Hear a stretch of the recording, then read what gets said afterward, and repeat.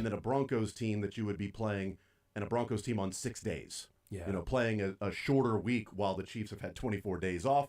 That may be a Sunday, but the Texans, Steelers, Chargers may be on Saturday. That just, week to week. And getting a number one seed playing, in the divisional round on that Saturday in a standalone. Oh, they're all going to be standalone, but that first or second game right out of the gates on Saturday. I typically remember those divisional round games of the one seeds being played on Saturday, but anecdotally that could be right or wrong. I think it's right, probably, and wrong anecdotally, but looking back as to what the actual scheduling reasons are, things like that. So I'll get Raj on the phone. Please, I'll tell Raj. Well, I need you to get the network executives on the phone. Raj ain't deciding on what teams are playing when. It's the network executives that are going to be deciding what teams are playing when and what network and all that. No, we're boys. We're all boys. You and Raj are? Yeah. No, and the network executives. No, how about we're this? good. Just talk with Mick Schaefer at 1 o'clock. Oh, yeah, he's the sports director. He directs this. That's right. He directs sports for NBC. Yeah, it's got to be on him. Right? That's his title. NBC National Sports Director, Mick Schaefer. That's his business card that he hands out at bars. So it's 41 because 41 states is who he has control over. That's a good point. That makes sense. That's a great point. His region is 41 states. Yeah. Not Canada yet. And then he also... Or Greenland. Sports director, or Puerto Rico. I mean, it's territory. But also KSHB here in Kansas City, Mick Schaefer. So we'll ask him what he thinks it'll happen with coming up this weekend. All right, 913-912-4810. We'll certainly talk some NFL today. New Heights podcast that debuted today. The Kelsey brothers, one of them in particular, had some things to say about the conspiracy theory of them throwing the game because they're scared of the Bengals. And there were bleeps involved in the commentary from one Travis Kelce. Which, surprising. Shocker. Surprising that he dropped some F-bombs and some S-bombs and things like that when talking about whether or not they're afraid of the Bengals. Is that Wichita State? Because that's a shocker. That's exactly right. And then I also cut the clip. It's about 30 seconds or so, and it's just Travis Kelce talking about Lou Anarumo and what the Bengals are doing in firing Lou Anarumo. We'll get into that here in just a little bit. I want to start with college basketball, though, with KU in action tonight against Arizona State. That's right here on Sports Radio 810 WHB, pregame 6:30. Trying to build off their 50-point win against UCF and taking on an Arizona State team that does not, Cam Skattebo is not playing tonight. I've been assured of that. Skattebo will not be on the court. Will he be at the game? I don't know what his travel plans are. I have no idea. Maybe not the time to travel from Arizona to the Midwest. I don't think this would be the best move. But I don't think Cam Skattebo is going to be playing in this game. If he was, good night. That would be a great matchup with him and Hunter and KJ. Maybe not Flo. I'd worry about Flory getting pushed around a little bit by Cam Skattebo. That's a grown-ass man against a freshman, and Flory is a little more athletic. But that's not the matchup. That comes up tonight. But a couple of games last night that we discussed yesterday, Sterling, and Jack on Monday a little bit, that were important games for K-State and Mizzou to see where they were in the pecking order of the conference. Yeah. That K-State, there's no getting around it. They let the TCU game slip away. And TCU is, not expected to be all that great in the Big 12. Oklahoma State, not expected to be all that great in the Big 12. Cincinnati, top 25 team. You had them at home. You took care of business. You did what you needed to do. And then building off that. And I wonder what last night would have been like if they did not have that 7-0 run for TCU end the game in those final 2.5 minutes and lose by 1. If they find a way to get a couple of free throws along the way and they win by 1. Do they give up 43 to an offensively challenged Oklahoma State team in the first half? You know what I mean? Like, do they go to Stillwater off what may have been the hangover of TCU's loss? And it's not an offensive efficient team. It's a newer coach from Western Kentucky, so it's his first year.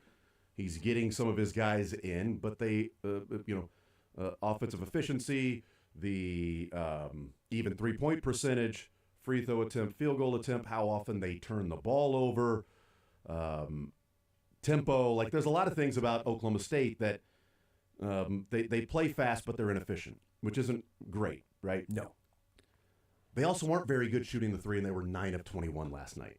So it's kind of one of those things where you go. That's not incredible. That's not incredible. That's not 9 of 12. 9 of 21 is 42%. Right, but they're 233rd in the country at shooting the three at 31%. Sure, but even with a 13-point loss, you take a couple of those threes away, right? If it's 7 of 21, is that closer to what they're? That's 2. That'd be 2. A couple threes. So that's 6 points. They're still losing by 6. It's not that 12, 13-point game still losing by 6 or 7. And the theme of what I've seen is where the difference in the two teams that played last night and what is probably the frustration for K-State and what they did a couple of years ago in Tang's first year and Dennis Gates in his first year and what happened last year and then trying to reset everything and the talent that Missouri has and that they have brought in. While Jerome Tang turns down Arkansas, gets a pay raise, and it's this huge deal in Manhattan, and I thought it was too. Like getting Jerome Tang to turn down Arkansas, it's like, all right, this guy's going to be here a long time. Like he's so appreciative of finally getting that opportunity of teams not wanting to hire Jerome Tang.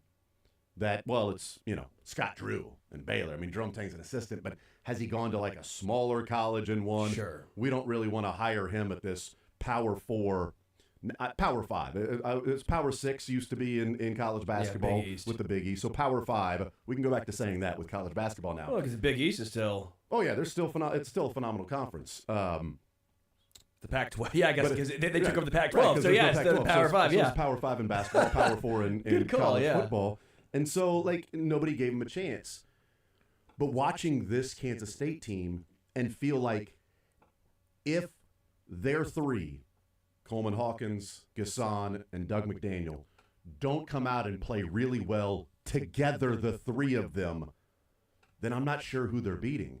Whereas Mizzou's got some, Mark Mitchell and Bates, Robinson, some guys that are like, hey, they need to play well, but K-State can't bring Warwick off the bench who can drop 19 at Auburn and drop another 15 against LSU, who's the third leading scorer in Division I right now. Those different players that you can bring in that can help you survive a stretch run here or there. Well, Mizzou has so many. They have 4 guys who could be six men on like different teams. Guys who are offense first, shooters first, I should say.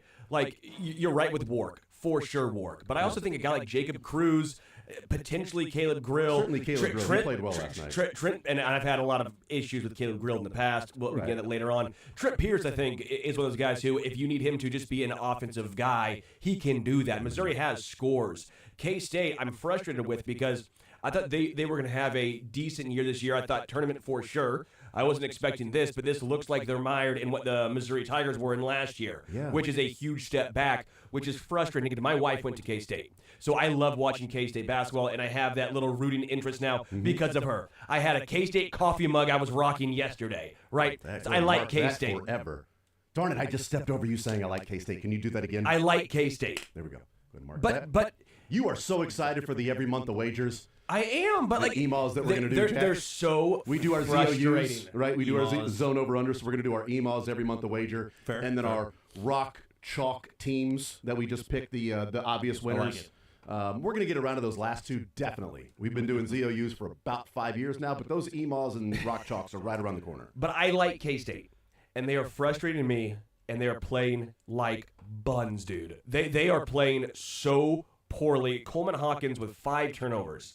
Doug McDaniel with 4. Mm-hmm. Your 2 best players cannot combine for not. If you were to throw in guess in there with 2 more, that's 11 turnovers from your 3 best players. And that cannot fly. And I looked at it, Jack, against Cincinnati, Hawkins, Doug McDaniel, and Gasson against Cincy scored 50 points, almost 60% from the field with those 50 points. Like it wasn't 50 points on 60 shots. It was 50 points on 34 shots. They were 8 of 12 from the free throw line. Against TCU, they combined for 33 points, shooting 43%. And against Oklahoma State, they combined for 36 points. They shot a little bit better at 52% from the floor. But another thing that sticks out is they shot 12 free throws against Cincinnati. Those 3 players combined have shot 10 free throws the last 2 games going on the road. And you mentioned the turnovers for Coleman Hawkins, and he's a guy that wants the ball in his hands to sort of be like a point forward type deal, run the ball through him. Doug McDaniel has had some issues with turnovers, not necessarily the last couple of games. Points weren't there like they were against Cincinnati, and it feels like against Cincinnati, the three guys who had to have good games had good games, and they won that game. And I think that's where the difference lies is, Tamar Bates doesn't have 18. Mizzou can go out there and put up, what they had last night, 83. They can go out and drop 83 points. If Coleman Hawkins isn't dropping 20, if they're not getting 50 points from those three guys, like what's K-State getting to if that's not the case? I mean, 62 and 66 the last couple of games, and certainly defensively against Oklahoma State in the first half left a lot to be desired. Again, TCU, I felt like that one was one they let get away. Mizzou had to beat LSU last night if we're talking about them being a tournament team. Yes. Because of this. Their three easiest games in the SEC for Missouri this year. Two of the three are these first two games. LSU at home and Vandy at home. The other one is South Carolina, the second to last game of the season at home. That's their actual easiest game. These two out of the gates, LSU and Vandy, I didn't say they were must-wins, but they're can't-loses if you want to go to the NCAA tournament. Missouri took care of business. TCU and Oklahoma State weren't exactly must-wins, but Oklahoma State's in the 100s in KenPom. And I know Kansas State is sitting at 90, but again, you're talking about Big 12 teams that Oklahoma State's going to be the easiest team you play this year based on KenPom. And you went and lost by 13. That's disappointing, and it feels like it almost puts even more pressure on Hawkins, McDaniel, and Gasson that they are almost required to play well each night during the Big 12 if they want to turn this thing around. I think the biggest problem for K-State, too, is that their softest part of the schedule is gone. It's behind them now. The first 14 games were incredibly easy when you look at it. I mean, the next four are stupid. That's really, to me, where this will probably be decided that they're not going to even really be close to an NCAA tournament. We're very close, Jack. They need to win the Big 12 tournament to get into the tournament. Yes. We're getting close to that already. Yeah. And you saw Jerome Tang last night. I mean, he's taking these losses as, well, we're not panicking. Mm-hmm. I think in his mind and the coaching staff's mind, that's what he thinks maybe the fan base wants here. Hey, nobody's panicking here. We're fine. But here's the reality, too. The Big 12 is not what it was last year. Also, the two road environments you lost in are two of the worst road environments in the Big 12. There were tens of people there last night. Nobody there. Against mixed families larger than the amount of fans were at Stillwater last night. I mean, Gallagher-Iba has turned into a spot now where even when KU goes there, it's not sold out. And that's just the way it's been with some bad basketball over the last few years. And against TCU, he said it was an incredible environment. It was 71% capacity for a 9,000-seat arena. Like, these are the games that if you are to be a Big 12 contender, if you are to be an NCAA tournament team, you have to have. Because now you have to take on Houston at home. You are back in Manhattan where you play better basketball, but it's Houston. You now have to face Kansas in Lawrence first before you get them in Manhattan later on in the year. And even in between that, you got Texas Tech at home. Which Texas Tech and Baylor and Waco. Top 20 KenPom team is Texas Tech and Baylor. They're both top 20 in KenPom. And I do feel like, all of us fell a little bit of victim to that 16th ranked Cincinnati team. They haven't won a conference game yet. They're 0-3. They just lost by 20 to Baylor. Yep. So is that Cincinnati team, which, by the way, was an NIT team last year, were they overranked because of a strong non-conference slate where they just won games? They didn't play anybody exceptionally good. They just won those games and put themselves in a good spot. Their best win, they're the most difficult team they played in the non-conference, Villanova, they lost to. Yes. The next two that were most difficult were number 50 and 58 in KenPom, and they won those games, Dayton, and then they beat Xavier by 3. And they've lost all of the Big 12 games. They were ranked almost to the point of like Oklahoma was undefeated, so you feel like you've got to rank them. Yeah. Missouri had the two losses on their resume with Illinois and Memphis, so it's like, well, they're a 2-loss team. Oklahoma's undefeated. Cincinnati's got 1 loss, so they're going to be a top 20 team. But now we're seeing what happens through a grind of a tough conference when you got to play 3 games in a row that are your first, second, and fourth toughest games of the season are these last 3 games Cincinnati has played. Yeah, and I do think K-State, with the talent they have, they probably will pull off an upset or two at home in their conference late. It's just bound to happen. That's the Big 12.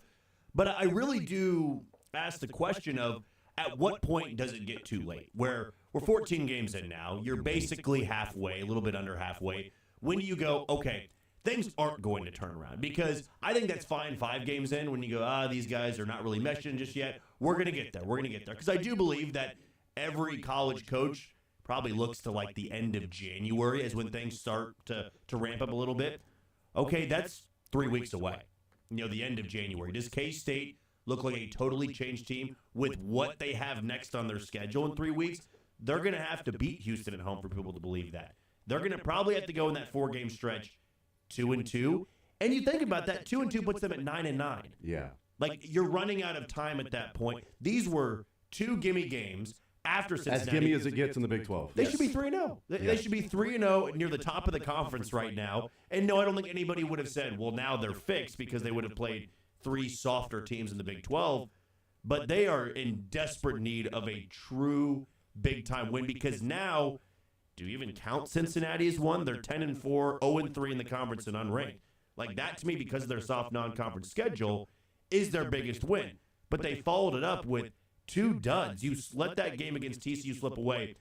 And against Oklahoma State, who's not a good shooting team, and by the way, they went into a zone in the second half after they already knew Oklahoma State wasn't a good shooting team. Yeah. They put up 40, 44, or 43? 43 in the first half. In the first half. I mean, it went from like a 2 or 3 point game to an 18-point deficit, and that's the big problem to me. They didn't start Doug McDaniel for the first half of the season because didn't really mesh well with Jerome Tang, it doesn't sound like. Then you put him in the starting lineup. It kind of was working a little bit. Now it's going back to not.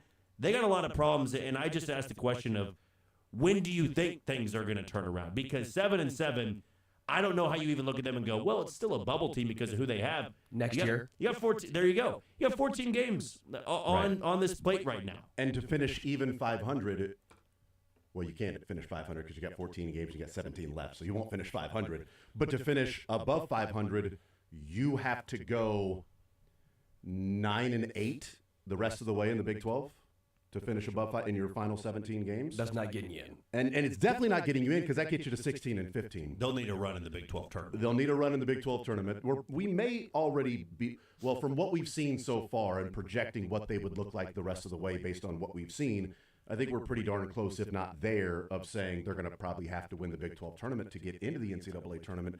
But at this point, for Kansas State, you're questioning and simply going, well, we're not even, it's almost like Jim Mora, playoffs?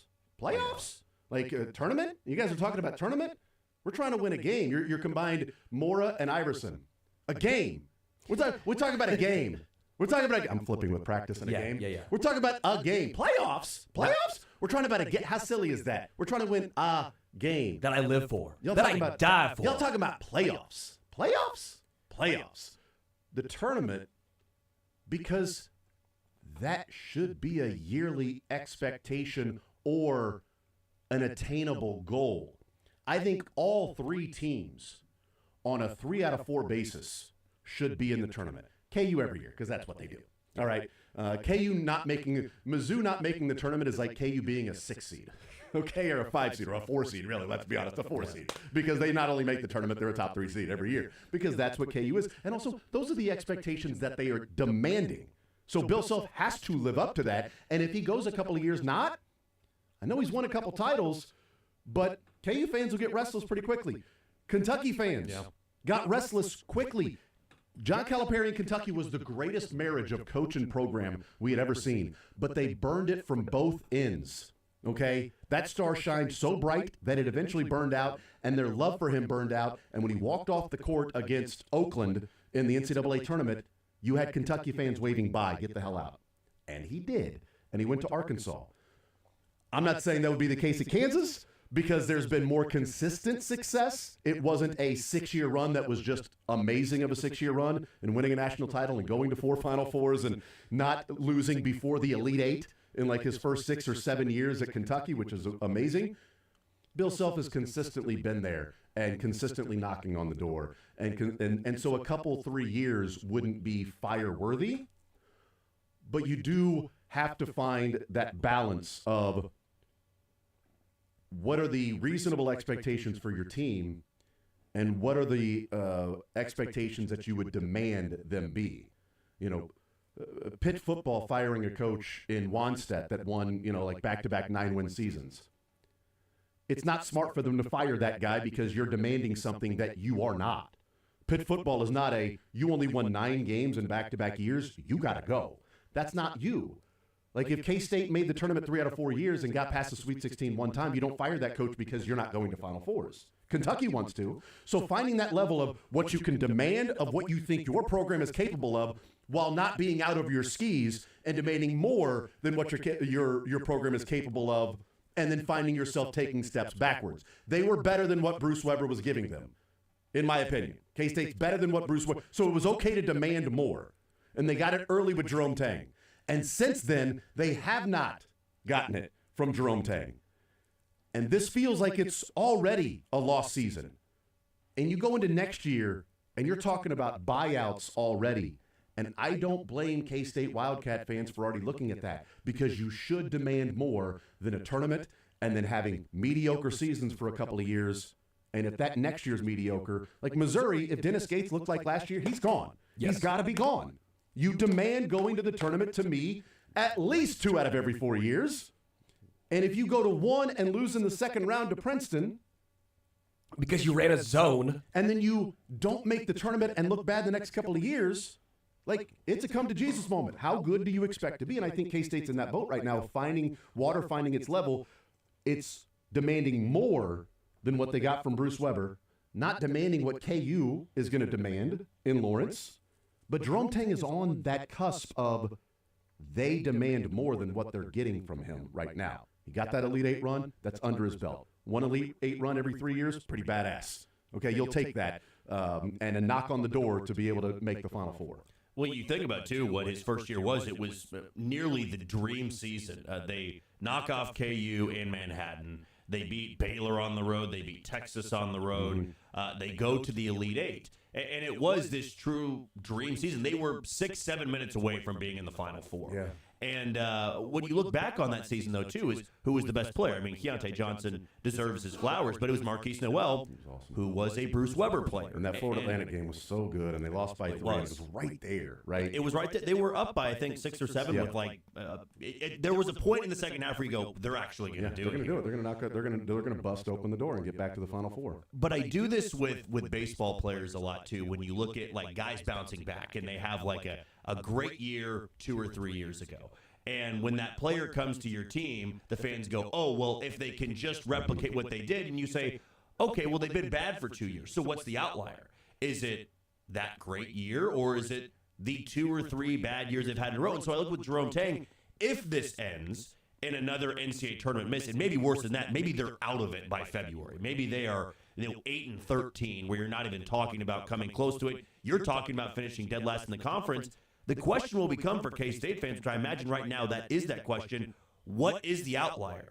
Is it him in his first year where K-State was picked to finish last in the conference, going to the Elite 8, or was it back-to-back years where they weren't just average or below average, they were not good. Last year's team was not good. They can't win on the road right now. They revamped their roster with a very expensive team. One of the most expensive portal gets out there. I think he's played better basketball of late, but Doug McDaniel coming in, a Chor, Coleman Hawkins, you bring in Max Jones, you bring in C.J. Jones, Brendan Housen. You overloaded this roster. I'm not saying everybody's great, but it was an expensive team. And so now for a K-State fan, you're going, all right, so if this year was bad, what do we expect next year? A lot of these guys are going to be gone again. Or are we just going to throw money at guys again and hope it works out? Because now the pressure's on, where last year it was, hey, we're coming off the Elite 8 appearance.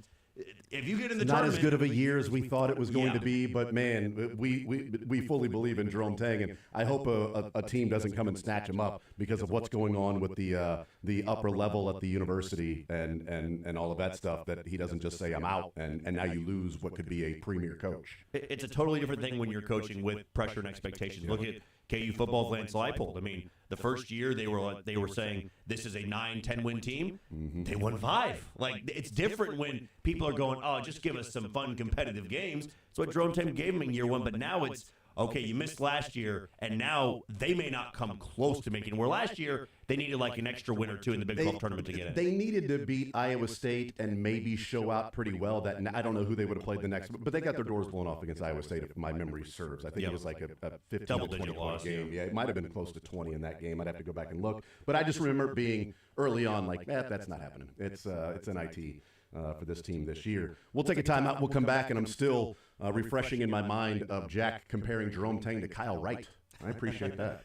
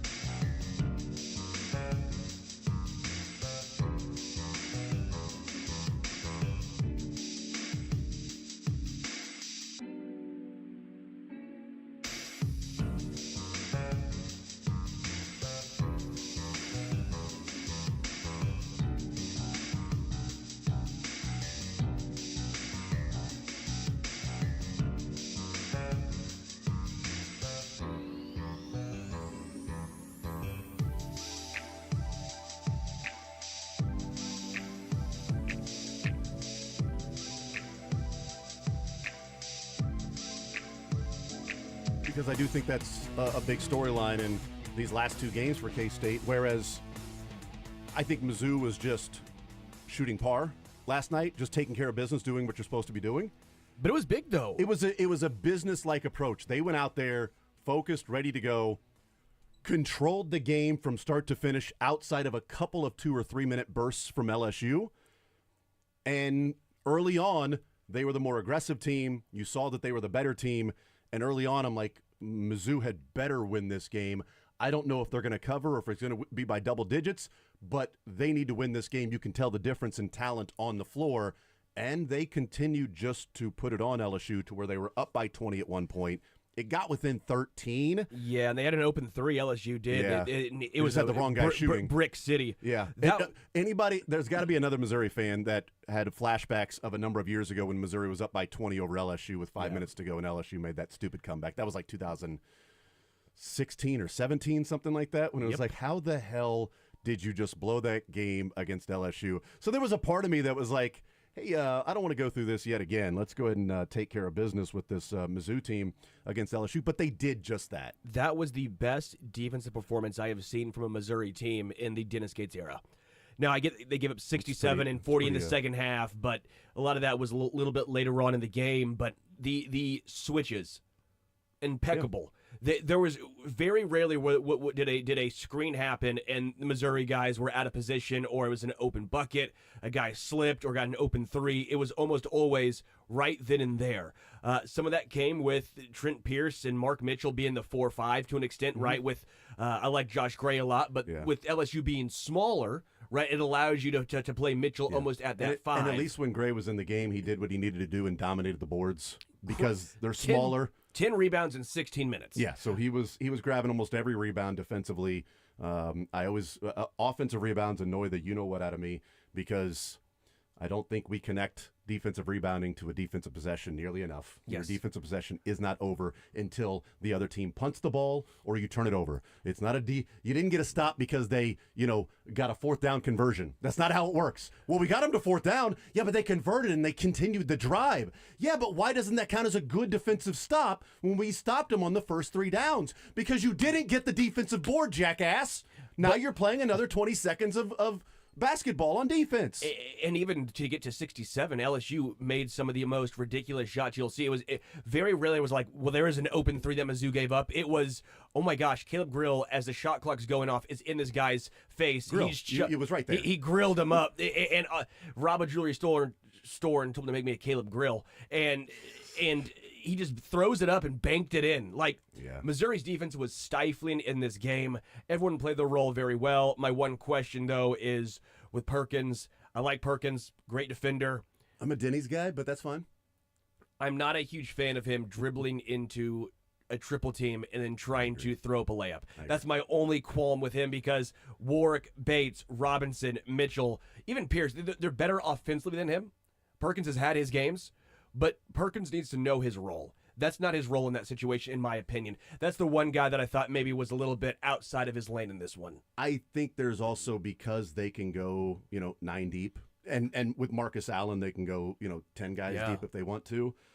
He didn't play much. He played way more against Auburn because at that point might as well. They played 11 dudes this game. Yeah, was it 11 guys that they played in this game? Aiden Shaw, Marcus Allen, and Jacob Cruz didn't play a ton, but those were the 3 guys outside of Grill, they had 6 guys Warwick, off the and Gray.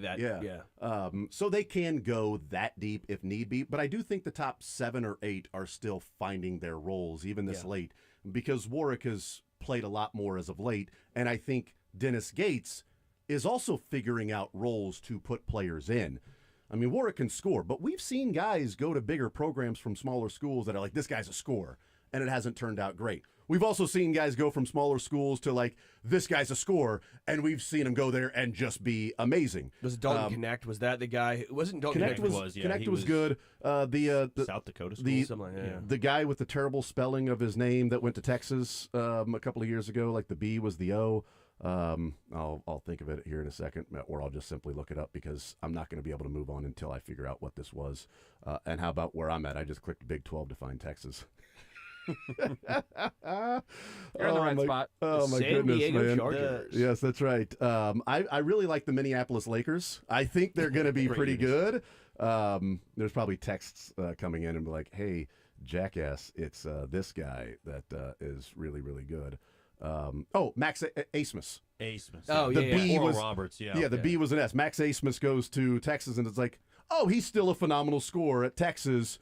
Maybe not dropping 25 a game, but he goes from Oral Roberts to Texas and plays well. Warwick was a guy who could always score, but I didn't know much about anything that he could do outside of that. And he's a fine player outside of that, but he can fill it up when he gets going. But yeah, I think Perkins, Cruz, even Aiden Shaw, another year, but with this group is still trying to find his way. And that's probably the most encouraging part is those guys are trying to find their way while they're winning games, and they're winning games against teams that they should beat. You should take care of business against these teams. But they didn't last year. They didn't last year. And what was it, 669 or 667 days since Missouri had an SEC home win? Oh, that's pretty rough. It was something insane that they showed the graphic after the I didn't game. see that graphic. I was still laughing throughout the entire game of John Sunvold when they finally switched to the game that said, "Oh, by the way, Kentucky just fouled again." That was great. I was watching it on my phone, so I was able to see the whole thing. I had on the TV. I had the TGL last night with the Bay taking on New York with the new golf league that was going on. But I was watching the Mizzou LSU game on my phone, and then I was watching K-State and Oklahoma State on my iPad. And so then John Sunfold, they bring it there, and he's like, Kentucky just fouled again. They're down 13 and still fouling, down 11, calling a timeout with 30 seconds left. It's like, Mark Pope, man, I like you, man, but just get the hell out of there and go home. Yes. Why are you trying to delay your time in Athens? Just go home. It's over, okay? Wave the white flag. Nobody's going to be mad at you for not fouling down 13. People are mad at Cal because he was down 4 and didn't foul in a Final Four game. Okay, that's different. It's 20 seconds to go. You're down 4 and you just don't foul, and the clock runs out. Like, hey, jackass! Like, you can still coach. You can still do that. So, real quick as we go to break, how expectations from Missouri? How close are they to saying this has to be a tournament team? Are they there for you, Sterling? Because I think their Saturday's win against Vanderbilt and taking care of business again against the team you should beat. You should take care of business. That is a peer. If you look at the KenPom, it's 46 and 53. Vanderbilt's 53, but it's a home game. Your favorite at KenPom by 4. You take care of business there. It's given you 2 wins already in conference play. I think you're 7 wins away, finding it somewhere along the way with Arkansas still to play. Yeah. You got, sorry, Lebo, Oklahoma twice. You got Vandy again. You got Arkansas twice. So, finding a way to get to 9 wins, this will give you 2. You lose this one, the math becomes tough to get to 9. Sure. I don't think it's tournament or bust, but I think expectations have been set for me as far as, especially defensively. The way they played against LSU was so darn impressive. Actually, against Auburn, they didn't play horrendous defensively. I just think Auburn's just that good. Like, Missouri's not that team. Missouri, I don't think is going to make any noise if they make the tournament, but they do have some scores. But they're clearly not as good as an Auburn or some of those upper echelon teams. Mm-hmm. They beat KU, yes, but they matched up well against KU, which I mentioned heading into that game. They do not match up well against a team like Auburn. And they were there right at the end against Illinois. It's a 3-point loss. You would have liked to see them come away with that victory. That would have been nice. I wasn't mad at it. And again, if Missouri misses the tournament, but they play like this the entire season, that is a stepping stone because there are a lot of pieces that you assume are coming back next year. Yes, you'll miss out on some of these guys, right? But you still have a good chunk of players and youth and highly touted players who should be stepping into their own next year. I think Dennis Gates has this thing going in the right direction, especially after the debacle that was last year. This, to me, as a Missouri alum and fan, has me faith in Haith. Faith in Gates. That hurt. That hurt. Faith in Gates yet again. You got to find a different saying with that. What do you say? It doesn't rhyme, and that needs to be retired after. I was being facetious, but what do we say then? We have. We'll figure it out. Well, they remind me a lot of those press Virginia teams under Bob Huggins, where they're just uncomfortable to play. They don't press all the time, but they're uncomfortable to play. They're very physical. They turn you over a lot. To me, after this Vanderbilt game, you talk about a gauntlet to go through, a month and about a week there where you get multiple, I think 5 or 6 top 25 teams in a row. That's going to be the difference to me. If they win the games they should, you take care of LSU, take care of Vanderbilt, then it's about stealing one on the road or maybe at home against an Ole Miss or winning. Yeah, Tennessee just went State. to Florida and lost by 30, so Mizzou goes to Florida.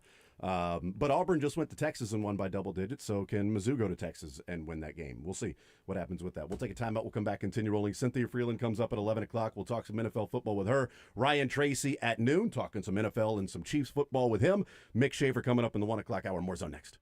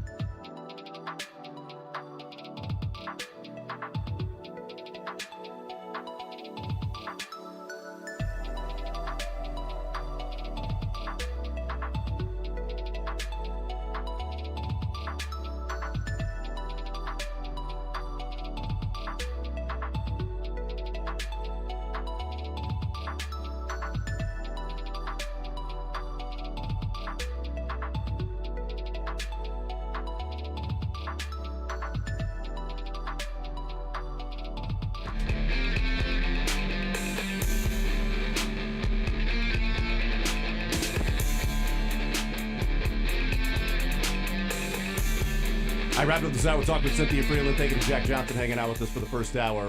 Cynthia Frelund coming up in the next segment. Ryan Tracy, looking forward to that conversation coming up at noon. RGR football. We'll talk with him about what he's seen from this Kansas City Chiefs team. Obviously, the big question mark going into the postseason is going to be who is playing left tackle, what he saw maybe from DJ Humphries and what he saw from Joe Thuney. If that is an easy decision, it's an easy decision for me. What's the decision the Chiefs are going to go with? I don't know. We'll find out. And Mick Schaefer joins us in the 1 o'clock hour. And we ended up with a really close ZOUs. We'll tell you how they turned out coming up later on in the show. More Zone next.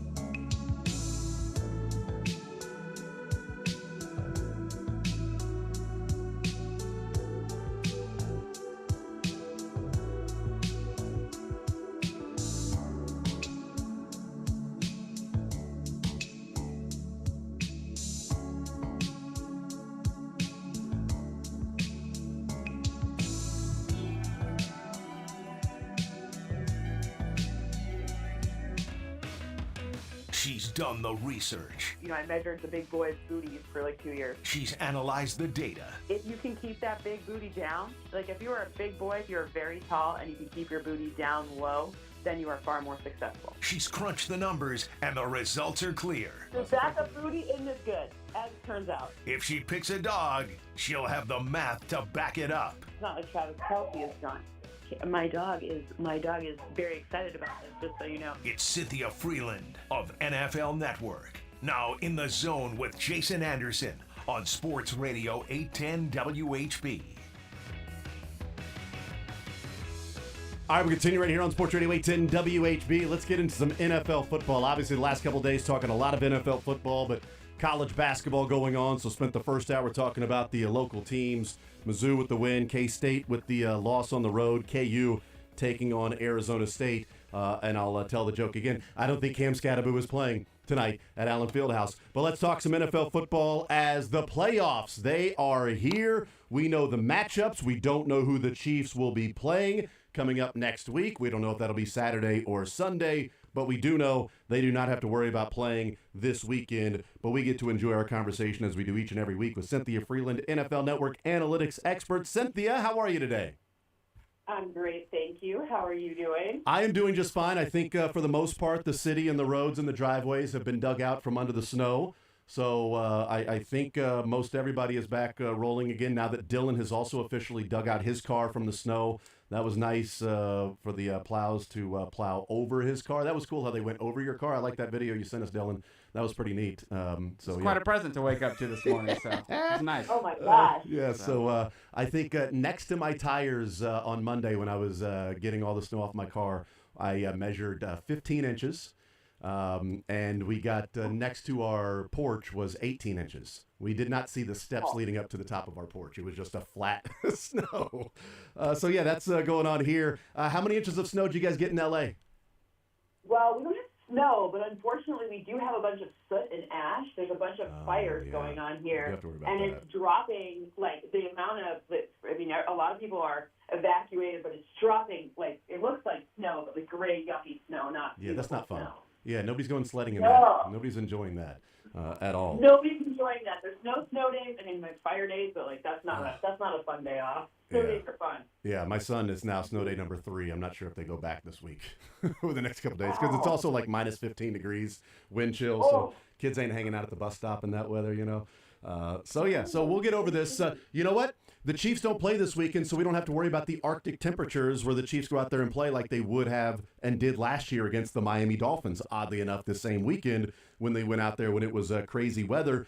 We'll get into some Chiefs in a little bit, Cynthia, but you know, when it comes to the Detroit Lions, I was thinking about you on Sunday night. How enjoyable was that game, maybe from just a fan standpoint, to watch it and to get the number 1 seed and have this team now enjoy a much-needed break since their bye week was before the Chiefs' bye week. It was bye week number 5 for the Lions. Insane. Look, I'll be honest. It's so special for that city to be able to get it. Detroit has been struggling for a number of years, especially since 2008, with some real concerns. So really special for my home state to be able to do that. But the thing that kind of stunk was like, it feels like the Vikings at 14 wins. They shouldn't be hosting a game. Like coming out to LA, it's a bananas thing to have to do. So I kind of felt bad because as much as I don't like division rivals, blah blah blah. Like that team is very charming. There's a lot of good things about the Vikings. I wouldn't be surprised, if they go really far in the playoffs. But my goodness, like it just seems like something's wrong when you have 14 wins and you're not hosting at least one playoff game. In college football, people were complaining about that with the new 12-team playoff about, why are these teams, just because you won your division, getting a bye week or getting a home game or whatever it is, and these other teams that are ranked higher and more accomplished but didn't win their specific conference and maybe a tougher conference are playing an extra game. So now those people talking about maybe they should just rank them and your winning your division gets into the playoffs, but it doesn't give you an automatic bye. The NFL is never going to change that, right? We've had so many different times along the way where we've had under 500 teams make it. We've established with the NFL, the college football may change that, but the NFL, this is going to be if you're a 14-win team and finish second in your division, you're going on the road in the first round. It sucks, but it's reality. Right, yeah. It just, as a fan, I'm like, oh man, like at least if we get good games. And I am excited to see this rematch of the Vikings versus the Rams this week, especially because that game was it felt a little weird because if you remember ahead of the game, we didn't know if Cooper Kupp or Puka Nacua was even available, and then all of a sudden it's like they're playing, and then they just go lights out, which is good strategy on Sean McVay's part, but a little bananas. Absolutely. Cynthia Frelund is our guest. There are a number of job openings that are out there for the NFL. Maybe not as many as usual, although Antonio Pierce add that one to the mix now as well. So we've got 6 job openings, the Bears, the Raiders, the Jags, the Patriots, the Saints, the Jets. And I bring that up because, Dan Campbell seems like such a likable guy. And, he clearly did not win the press conference nationally when people were having fun at his expense and Brad Holmes' expense for, hiring this kind of goofball, meathead football, me like football guy, right? And all he's done is win 3 games, 9 games, 12 games, 15 games since he's been there. And they lose in the conference championship game last year. They got the 1 seed. They're 1 win away from going to back-to-back conference championship games. It's pretty good evidence that not only Dan Campbell, but Brad Holmes and decisions that are made, you don't have to be what your team's history is if you have people in place that simply do their job. I think sometimes ownership won't allow franchises to overcome what their history is. But we're seeing. What are you talking about? Name one. Take your pick right now. But we're seeing now it's really good evidence of guys that have synergy in Brad Holmes and Dan Campbell being a guy that's clearly a leader of men, that people love playing for him. And they have completely changed the entire conversation around that franchise and around that team. And they've become a lovable team. Dan Campbell's easy to root for. And they've made so many, it seems like, good decisions that they're able to overcome some of these injuries to key players and still be one of the favorites to go and win the Super Bowl this year. I mean, it's wild. I think, look, I laugh because, we see, I'll pick on the Jets. It's okay. Yeah. The fact that they're interviewing everyone and their brother for this job, it makes me think, maybe it wasn't so much Robert Saleh's problem as, other things. But I'll say a lot of things, obviously when the Lions, the ownership changed hands and Sheila became a lot more open to the idea of how modern cap economics work, they took a flyer on, the belief they had in Jared Goff to be able to, be a discount bridge that ended up exceeding those expectations. Yeah, right. But they took him as you can't argue that they knew he was going to be this when they took it, right? Like they didn't. So, I think a lot of that is empowering your people and giving them a little bit of a rope to work with. Do we even know anything about Antonio Pierce as a coach? I mean, his players loved him. There's something to be said for that, Yeah. It's frustrating, Go ahead. Oh, I was going to say, it's probably frustrating as a player. You don't get into a rhythm in terms of how people work together, how things happen in our organization. What's the strategy? The more you keep disrupting it, it doesn't seem to be great for the results. Yeah, and this has worked. They believed in Jared Goff. They put the pieces around him. They've got good assistant coaches as well that I think will start getting picked off.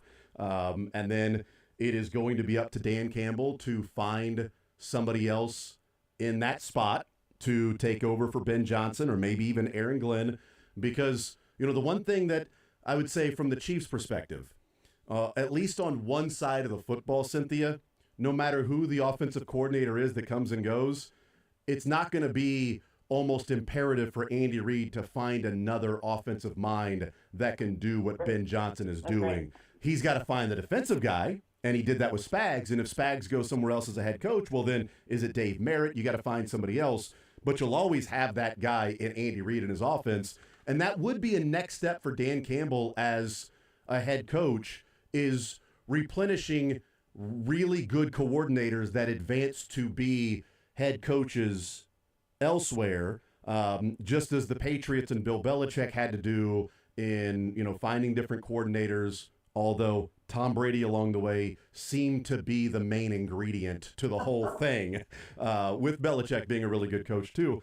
That is a step that, Ben Johnson, probably, I would guess the odds are he's not in Detroit next year calling plays. He's very coveted. And then it would be on Dan Campbell to say, I've got to find somebody else that does what Ben Johnson does. It is one advantage that's there with, say, an Andy Reid and maybe some other teams that have a head coach that is at least one side of the football play caller. I've actually told owners, and maybe I shouldn't say things like this, but I've been an advocate of why would you not pay the bejesus out of a great O or DC like Spags to keep them around. I understand everyone wants to be the man, but look at some of these organizations that, just look at their recent history of how often they've had turnover, and then tell me that that's a better life than being a really important part of a winning organization. Just convince me that, because I look around the league right now and I'm like, you think Lou Anarumo is the problem with the Bengals? Okay, What are we doing here? How are we really viewing this in a way that's, I know everyone wants to be the man, but what if you want to be the best darn coordinator? And maybe that doesn't sound sexy to people or whatever, but I don't know. I think that it'd be great to be Spag seems to be in a much better position here than having to vie with what's going to happen in Jacksonville. That sounds like a mess. It doesn't sound like a lot of fun. And and I know people have talked about the owner's report from the NFLPA. And yes, I would like Clark Hunt to, if it's spending more money on a training room or spending more money on hot tubs or whatever it might be to keep your players healthy, whatever that is, that he got the bad grade for. The one thing that he isn't pinching pennies on is the fact that Steve Spagnuolo is the highest paid assistant coach in the NFL. He's paying Andy Reid a lot of money. He's paying Steve Spagnuolo a lot of money. Spags is not looking to go somewhere else to say, boy, I'd really like to help my family eat by getting a head coaching position. He's well compensated as a defensive coordinator, maybe making as much as maybe a head coach or two around the league. I don't know. Some of these things aren't public like they are in colleges where we know exactly what assistant coaches and head coaches are making. Yeah. Well, and also, even the number that's reported, a lot of people get things like, for example, certain equity pieces in investment and in opportunities to invest pari passu, which means at the same time as some of these great owners. So you're telling me I can get in on David Tepper's hedge fund? Okay, that sounds like a good opportunity. Just saying, right? You think about these things and you think about okay, what does this actually mean? I don't think any of the coaches' salaries in anyone who is maybe some of the historical people, maybe Andy Reid, just because I think the Hunts are a little bit more of the historical football family, but some of those people, their actual compensation has very little to do with the number that we hear reported. Anyway, point being, I think you should pay the crap out of your coordinators and keep them. Absolutely. Visiting with Cynthia Frelund, and take advantage of, if you make a move to trade somebody and get draft picks, make sure that you hit on those draft picks. It's easier said than done. The Chiefs traded Tyreek Hill, and they got the return on the draft picks in terms of who they actually selected and developing them, that it made that trade worthwhile. If the Detroit Lions trade Matt Stafford and Jared Goff is just okay, and they take those 2 first-rounders and a third-rounder, and they don't end up with Gibbs and Pascal and guys like that, and then also allowing you to then say, well, you know what, if we get a defensive end later on in the draft, we could take Jamison Williams right here with our pick and still play the draft board, right? We can trade down with the Rams pick from with the Arizona Cardinals, and we can pick up an extra second rounder, and hey, we still end up with Jahmyr Gibbs, who was the guy we wanted all along. We just didn't think it was the right spot at number 6, but number 12, hey, we got great value, and we picked up extra draft picks.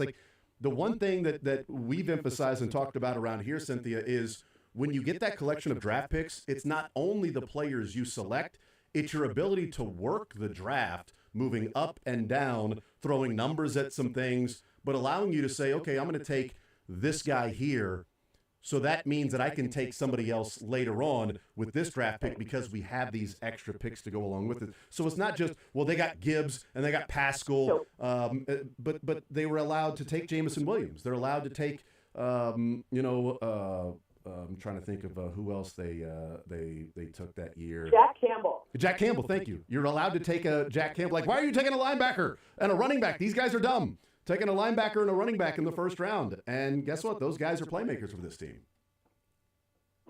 Did I love it when it happened? No, I won't admit that. But I will say the opportunity, here's the other part. What do you pay them and when? And that is the timing of the payments, too.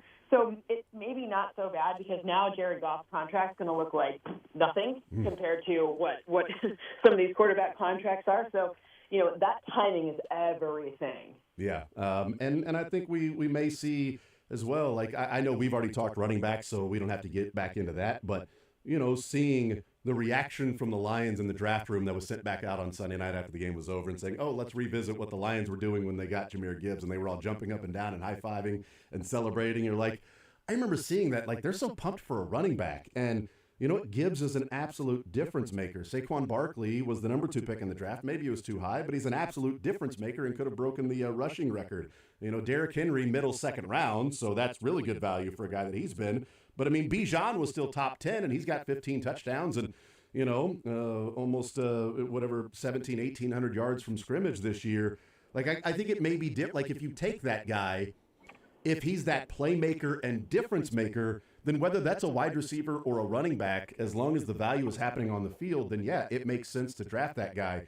You just can't take, unfortunately, Clyde Edwards-Helaire in the first round. Now that was pick number 32. That was not pick number 212 or number 8. Right, and the other part is, where are you already paying? Like, that's the thing where people get really messed up. Like, I'm looking at the Bengals, right? Like, they need to pay both Jamar Chase and T. Higgins. And I'm saying that because, number one, you can't let Jamar Chase anywhere, like the fact that he played this season and became a triple crown, like, that is stupid on his behalf. Like, I love his agent. He's a nice man, but holy smokes, that is not something I would have recommended had I been his agent. But long story short, they need to pay both because they have a pocket quarterback who needs a lot of different pass-catching options on every down to keep the defense away from their O-line because their O-line is now just good enough to protect him. You need to have things that are cohesive. That is where the Ravens have been so good. Things have been cohesive with them such that they've been drafting and adding to the team. They added Kyle frickin' Van Noy, who is leading the team in sacks. He's in his mid-30s, and no one expected him to be such a huge playmaker, and they got him on such a deal, right? But that's because they paid elsewhere. That's a great point. Yeah, Kyle Van Noy has been really good, and look, who knows, what happens this week or next week with Zay Flowers and injuries that have taken place, but it's just Detroit's a fascinating team to study. From can't really ever get over the hump and the franchise history to then Campbell and Holmes get in there, and it's just like ain't nobody looking at Detroit like it's Detroit. Now you're looking at Detroit like, man, that's a team I don't want to play because they're tough. They're physical. They'll beat you up. And during the regular season, if you beat them, you're probably not coming out of there feeling refreshed after you play that Detroit Lions team. Like the Minnesota Vikings now go on the road to L.A. after playing that physical game against Detroit. Cynthia Frelund is our guest. The Chiefs rest their players. Any history or numbers or analytics behind, besides Andy Reid being amazing with a week off to prepare for a team and after a bye week and all that stuff, with the amount of rest? Everybody plays a week 1, so you've got a couple of weeks after preseason game number 3 in week 1. But any historical sort of view of the Chiefs having this much time off to then play a team that will probably be playing like 3 or 4 straight weeks of a playoff game, in theory, based on ending the regular season and then winning the wild card round? People will talk about Warren Moon's stat where he lost after too much rest, et cetera. There's some, however, you have to remember rhythm and timing is different now than it was in the past. There aren't enough examples of teams doing that where you really get any sort of sensible outcome from it, right? So when I'm looking at the opportunity to have rest when you're banged up and when your O-line has allowed you to be hit basically more than you've ever been hit before, that's a different metric.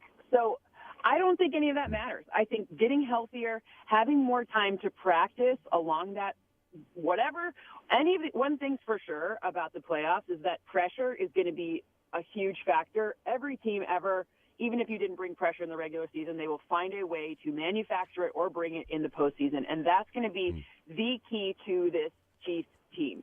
And that will be where I'm not worried about 15. I'm not worried about timing with receivers. I'm not worried about Travis Kelce. I'm not worried about any of that. The thing I'm worried about is the O-line and the O-line only, and this gives the O-line a better opportunity to be cohesive and work together, because if there's one thing Spags will do, he'll bring the heat in practice in a way that mimics whomever they'll face in a really respectable and like very useful way. Interesting. Yeah. So along those lines, it's been a conversation we've had around here the last couple of weeks, and certainly now that we watch DJ Humphries play the entire game against a motivated and game-planned Denver Broncos defense, which was good because we got more of a true representation rather than they're playing another team that really didn't care about what happened. Like Denver was game planning, playing a playoff game. They were scheming. They were bringing pressures from different ways. They were stunting and twisting and running different games. And so we saw maybe a truer indication of DJ Humphries, who did not look as good in the second half as he did in the first half. Maybe he's still tired from, the fact that he hasn't played much football this year. He played 3.5 quarters before that game on Sunday. He doesn't look to be moving the way that he did last year before the ACL tear. I am on board with staying with Joe Thuney at left tackle and Caliendo at guard and DJ Humphries being a break in case of emergency. The consensus around here seems to be that they believe the Chiefs will go with DJ Humphries and Joe Thuney. I know I asked it last week, but now we've got data in front of us to see what DJ Humphries did against Nick Bonito and that defensive front from Denver. I didn't come away going, yeah, there you go. That guy's definitely the left tackle moving forward. I came away going, man, it ain't broke, don't fix it. And we saw what Joe Thuney was able to do those last couple of weeks. That's what I'm doing going into the divisional round. I'll put a little asterisk there, though. So go back and watch some of the pre-snap things that were going on. And by that, I mean, like when Carson Wentz is making the adjustments. Every single play. There was a lot of head movement. Yeah. There was a lot of head movement, which to me, that means that the communication is maybe something that is different between him and Patrick. Yeah. I mean, I'm like, not going here. And that difference is also really, really key, because we talk about a half a second being the difference between, a pass that's a quick pass versus a pass that's, an extended drop back, like 1.5 seconds difference. But that's also something with O-lines. Understanding them well is really difficult. Yeah. Yep, and I do wonder, like the Chiefs definitely schemed more with Joe Thuney at left tackle. They had against the Texans and the Steelers, they knew those 2 wins gave them the 1 seed, so they approached those a little bit differently, definitely than they did the Denver Broncos when it was, hey, let's just run some preseason plays here. Let's just get out of here. We're not going to show anything. And the Broncos showed a lot. I mean, they ran some trick plays. They did some different schemes, and good on them. The Chiefs may play them next weekend. We'll see what happens there in Buffalo. Cynthia Frelund, NFL Network analytics expert, is our guest. This is probably a bigger conversation, but just maybe to pick your brain real quick before I get your Super Bowl pick before the playoffs start. As these teams are looking for head coaches, and there are 2 teams looking for a general manager, the Jets and I guess in name the Tennessee Titans are looking for a general manager, although it kind of sounds like it'll be on paper a GM. But if you're a team like the Jets, are you spending your resources and time figuring out who your coach is first or your general manager first? Traditionally, we would say, no, you got to have the GM and then the coach. But what do you think is more important in building and maintaining a franchise? Is it the GM or the coach, if you had to choose one? Those are 2 different questions. What do I think these 2 teams will be doing? Right. Or what do you think if you're running the team? You're the one making the hire. You've got an opening at the GM and an opening at coach. You can have a really good GM and a subpar coach, or a really good coach and a subpar GM. Or just I would average. like a really good GM, a very good manager for a coach, and great coordinators. Yeah, well. And that's how I would pay. Like I know that people, whatever, everyone wants to be the head guy, but I don't know, man. I think I'd rather, if I'm Ben Johnson, I don't say this because I'm a Lions fan, but if I'm Ben Johnson, I very, very much take into consideration, these are not great openings. These are not great openings. Yep. What is your experience going to be? You really think you're going to fix the Bears with and take the Lions out of it? The Vikings are really tough. The Packers are really tough. The Lions are really tough. Like, you really think that you're going to fix that whole O-line with this draft class?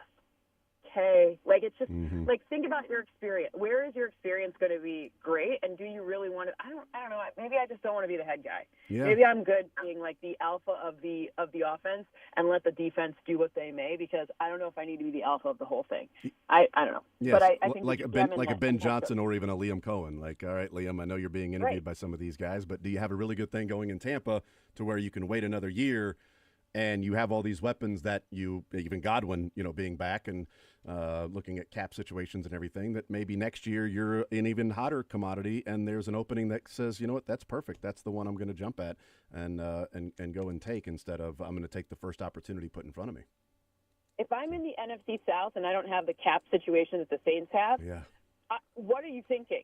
Like, that is a great division to be in. Yeah, for sure. Same with the AFC South.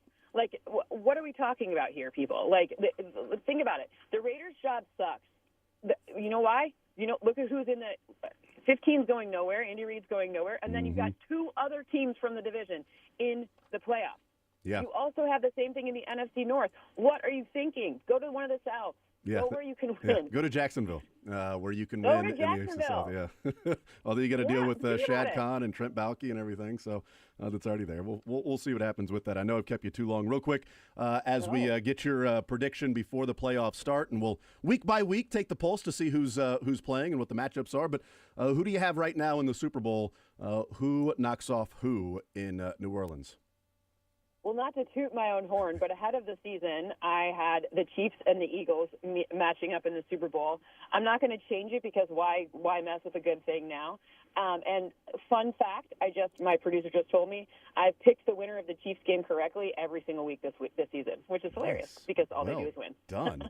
Nice job. So you are, you have picked against them twice. What is wrong with you, Cynthia? Oh, I'm the worst. Well done. I'm the worst. So you're going Chiefs over Eagles right now before the playoffs get underway? That's right. Chiefs are. I said it ahead of the season. If it's not broke, don't fix it. Let's Absolutely. go. Hey, same thing about Joe Tooney. Cynthia Frelund, NFL Network analytics expert. Cynthia, great stuff as always.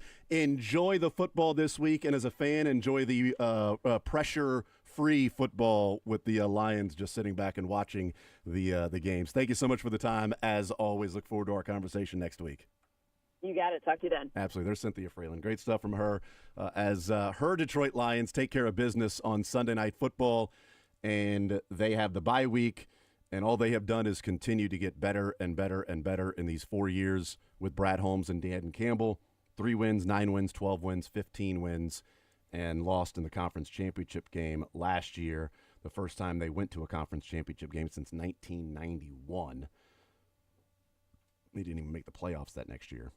They came off a conference championship game and then went and won 15 games this year to get the number 1 seed and the bye in the NFC. She's got Chiefs over Eagles.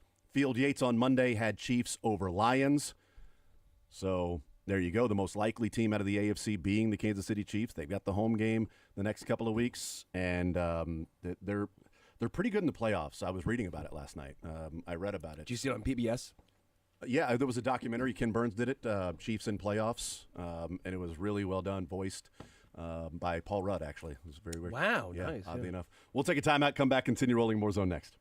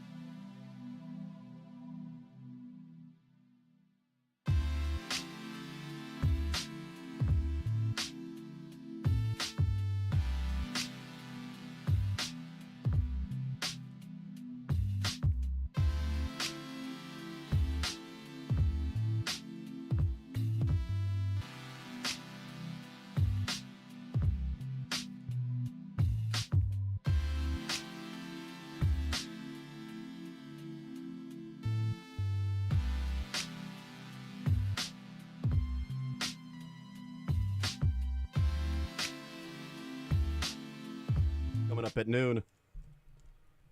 You know, the Detroit Lions, a good example of making a deal that they trade Matt Stafford. They get 2 first-rounders and a third-rounder for Matt Stafford and Jared Goff. And how do you use those picks? Well, I mean, one of those first-rounders, they traded back and picked up an extra, I think, third-round pick or an extra second-round pick. And in that draft, by trading back and then picking up that second-round pick, they ended up with Jahmyr Gibbs and Sam Laporta as their selections there. Their own pick in that 2023 draft was Jack Campbell, a linebacker who's been pretty darn good. The first rounder they got in 2022, because they got the 2022 first rounder and 2023 first rounder from the Rams. They got a third round pick in 2021, and I'm not sure who they took. It was just I have it pulled up right here. Of the overall selections? The overall selections with the Rams picks. Yeah. So they traded up and got Jamison Williams. So it's Jared Goff, clearly. Right. Jahmyr Gibbs, Sam Laporta, Jamison Williams, Afitu Melifonwu, the cornerback. Yeah, I think that was just the third one, the third round pick that they took. Josh Pascal. Pascal, yep, that's right. And then Broderick Martin. Yeah. So not a bad haul. For Matt Stafford. Yeah. Now, they had to package some of their own picks, but that's like, Trent McDuffie, they get that first-round pick from Miami for Tyreek Hill, and they use it on Trent McDuffie. Well, they also packaged another pick that they had to use for Trent McDuffie, but they don't have the resources to get Trent McDuffie without that first-round pick to be able to go up and get him. And if they do, and Tyreek Hill's on your team, then are they trading up and getting McDuffie, but then they're not getting Karlaftis? Or are they standing pat and getting Karlaftis? Or they need a cornerback, so they take somebody else. We talked about it. Kyer Elam, maybe, at pick number 31, instead of Karlaftis and Trent McDuffie, and maneuvering the draft board. It allows you to do that. It allows you to take other selections in different spots without the Jahmyr Gibbs pick, and which ended up being top 10. So they could trade all the way back to 12 and pick up pick number 34. They get a running back and a tight end. But it also allows them to say, we feel like Jack Campbell is a difference-making linebacker who won't be there at 34. Yeah. And you got to have 2 to tango in a trade, so maybe they couldn't trade back again. I don't know. So we're going to take Jack Campbell. If they came out of that draft with just Jack Campbell, how much different is the Detroit Lions without Jahmyr Gibbs and Sam Laporta on the field? We were at... The draft was here in Kansas City when those guys were drafted. It was 2023. I was sitting across from the Detroit Lions national media. And I was perplexed originally. Oh, I was too. A lot of people were. You took a running back and a linebacker in the first round. Not thrilled at the time. They go, you were taking a running back and a linebacker. Cynthia just said the same thing. I was not happy at the time because of the value of the positions. And then it turns out, well... And by the way, a lot of that also helps when you have the quarterback.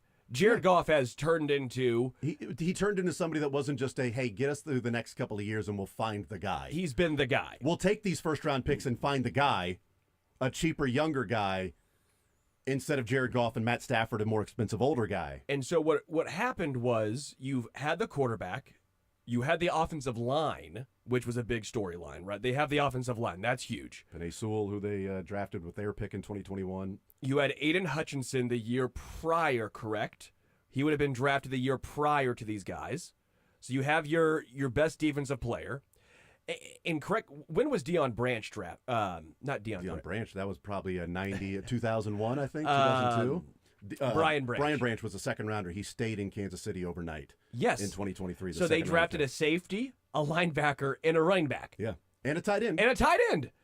All spots with 4 picks in the top, 40? But when you hit on all 4, yeah, what it really does is now you are no longer paying top dollar. You're not having to get these guys in free agency. Yeah. So Jack Campbell, much better his rookie year. People were wondering what he was going to be.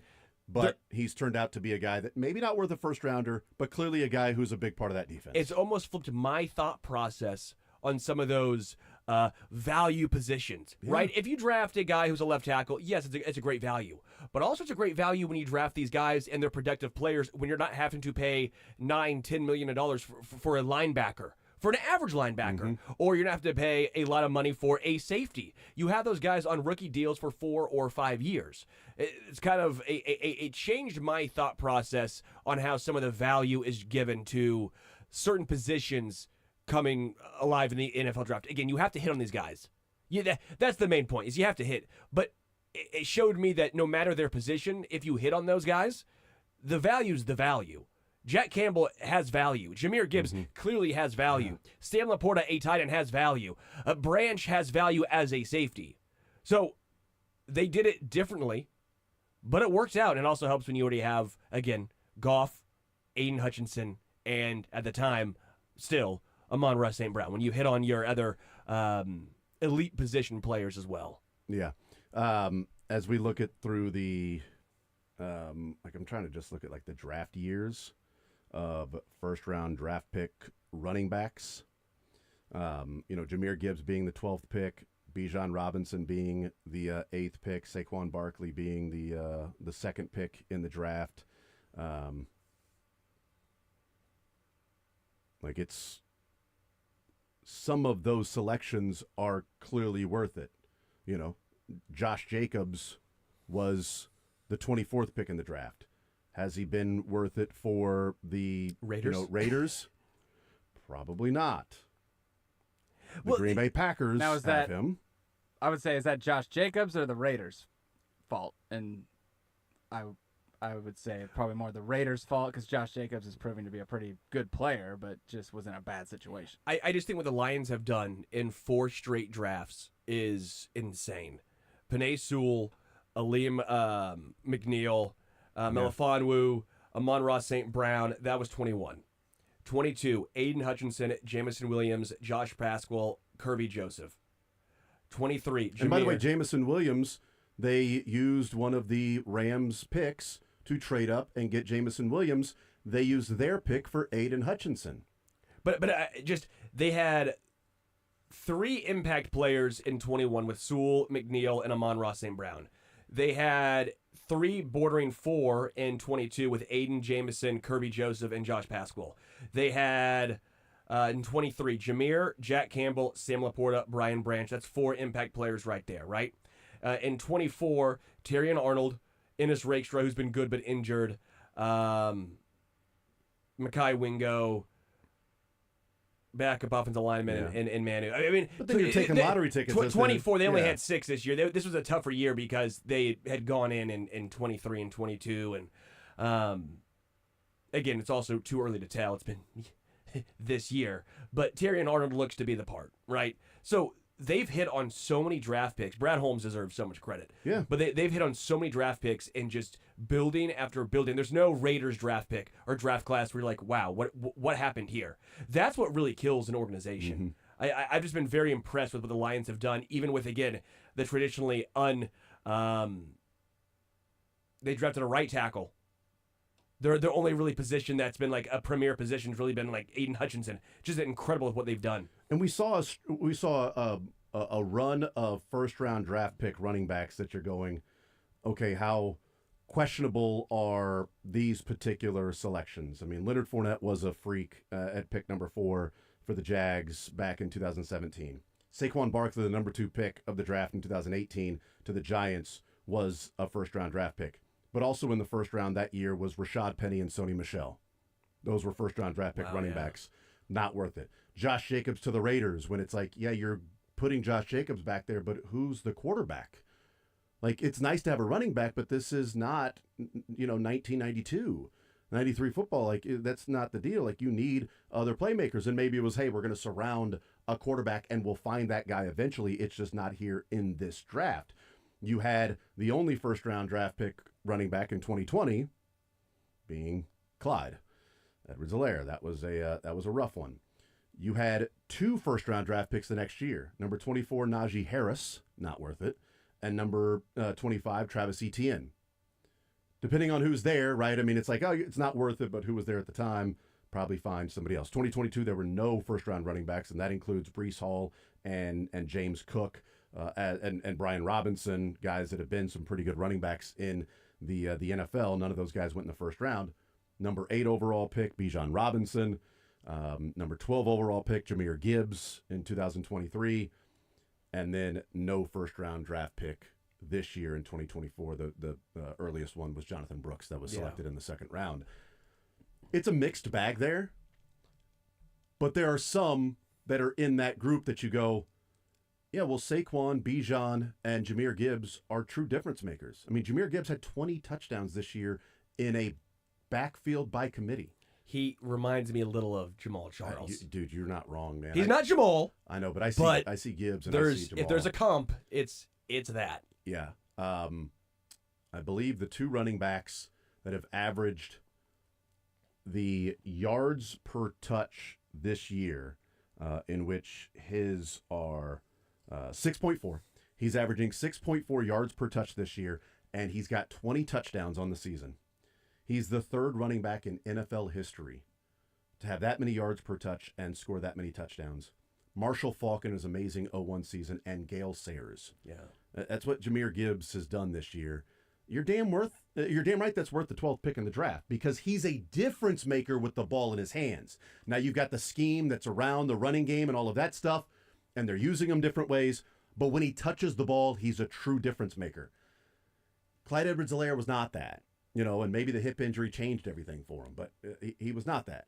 Najee Harris is not that. It's hey, let's establish the run with Najee Harris, right? We'll take a timeout. We're going to establish this break and establish a better rapport with Dylan. Warzone next.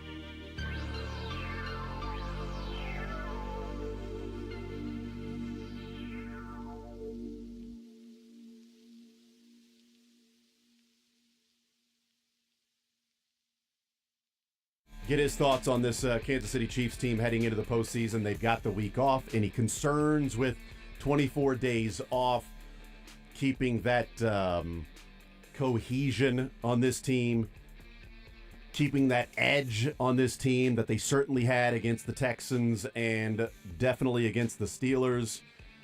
I mean, that Texans game, the final score was 8, but that Tank Dell touchdown tied it up if it wasn't for the missed extra point. But if Tank Dell doesn't destroy his knee on that catch, like maybe the rest of that game is a little bit different, and we might have a different thought process around the Houston Texans right now in that game, as opposed to going, it was Texans were easy and the Steelers were easy. Like, we'll see. But we'll get Ryan Tracy's thoughts on a lot of those things coming up next.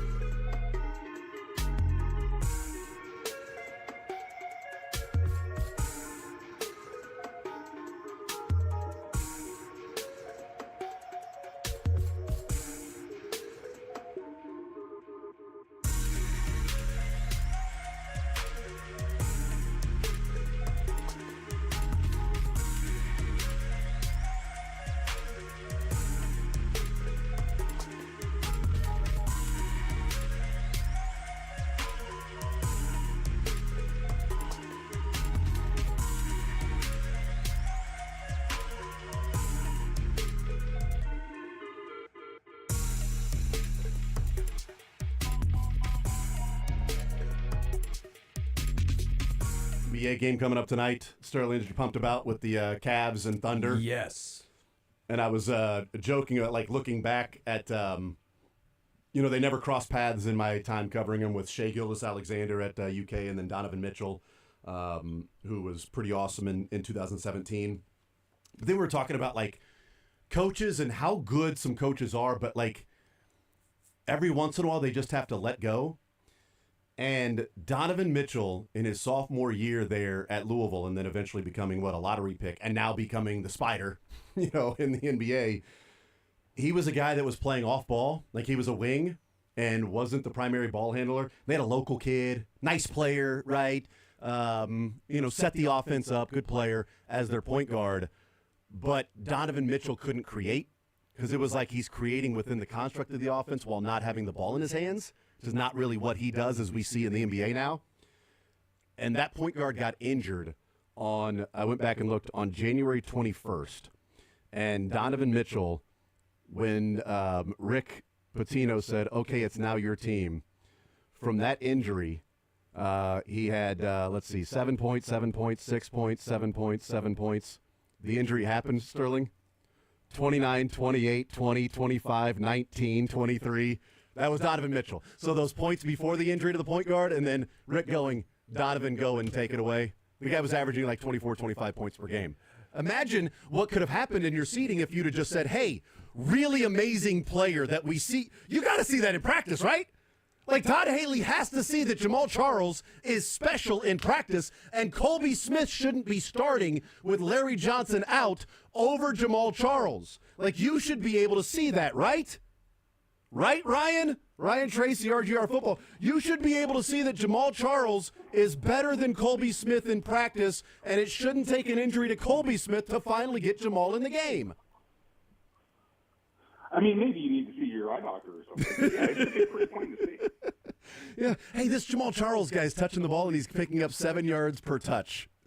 Nah, let's just use him sparingly and keep giving the ball to Larry Johnson and Colby Smith until both of those guys get injured. Then we have to give it to Jamal Charles. Oh, wait, this guy's different. Ryan Tracy is our guest, RGR Football. Hey, Ryan, on a scale of 1 to people are really dumb, where would you put the Chiefs losing on purpose to avoid the Bengals? Is there a negative number? I'm not sure, yes. Oh, I think that Gall's Bengals fans, the Chiefs could care less about their situation. The Chiefs are focused on what they need, want, and require in order to make another Super Bowl. The Bengals don't even come into the equation. It's ridiculous. Yeah, and I said on Monday, I said, Andy Reid hasn't thought about the Bengals since week 2. It's the last time they crossed his mind. And so, yes, he's worried about teams that are actually in the playoffs. So the only game that we have seen them play in the last couple of weeks, Ryan, or since Christmas, was that Denver game. So I want to talk a little bit about some players in that game. But bigger picture, Ryan, coming off the Houston game and the Pittsburgh game, what you saw in those games when it was, hey, if you win these 2 games, you're the number 1 seed in the NFL, and you get, a bye week, you get an opportunity to rest even more against the Broncos. What did you see there from the Chiefs, how they played, and maybe even offensively to build off of as they head into the playoffs, maybe as opposed to what we were seeing at different times? We were wondering why the offense was stymied or anemic or struggling at times. I think probably the number one thing, and we can talk about offensive line protection, et cetera, but I think the number one thing that we saw there is really the beginning of the payoff of all the work they did in the preseason.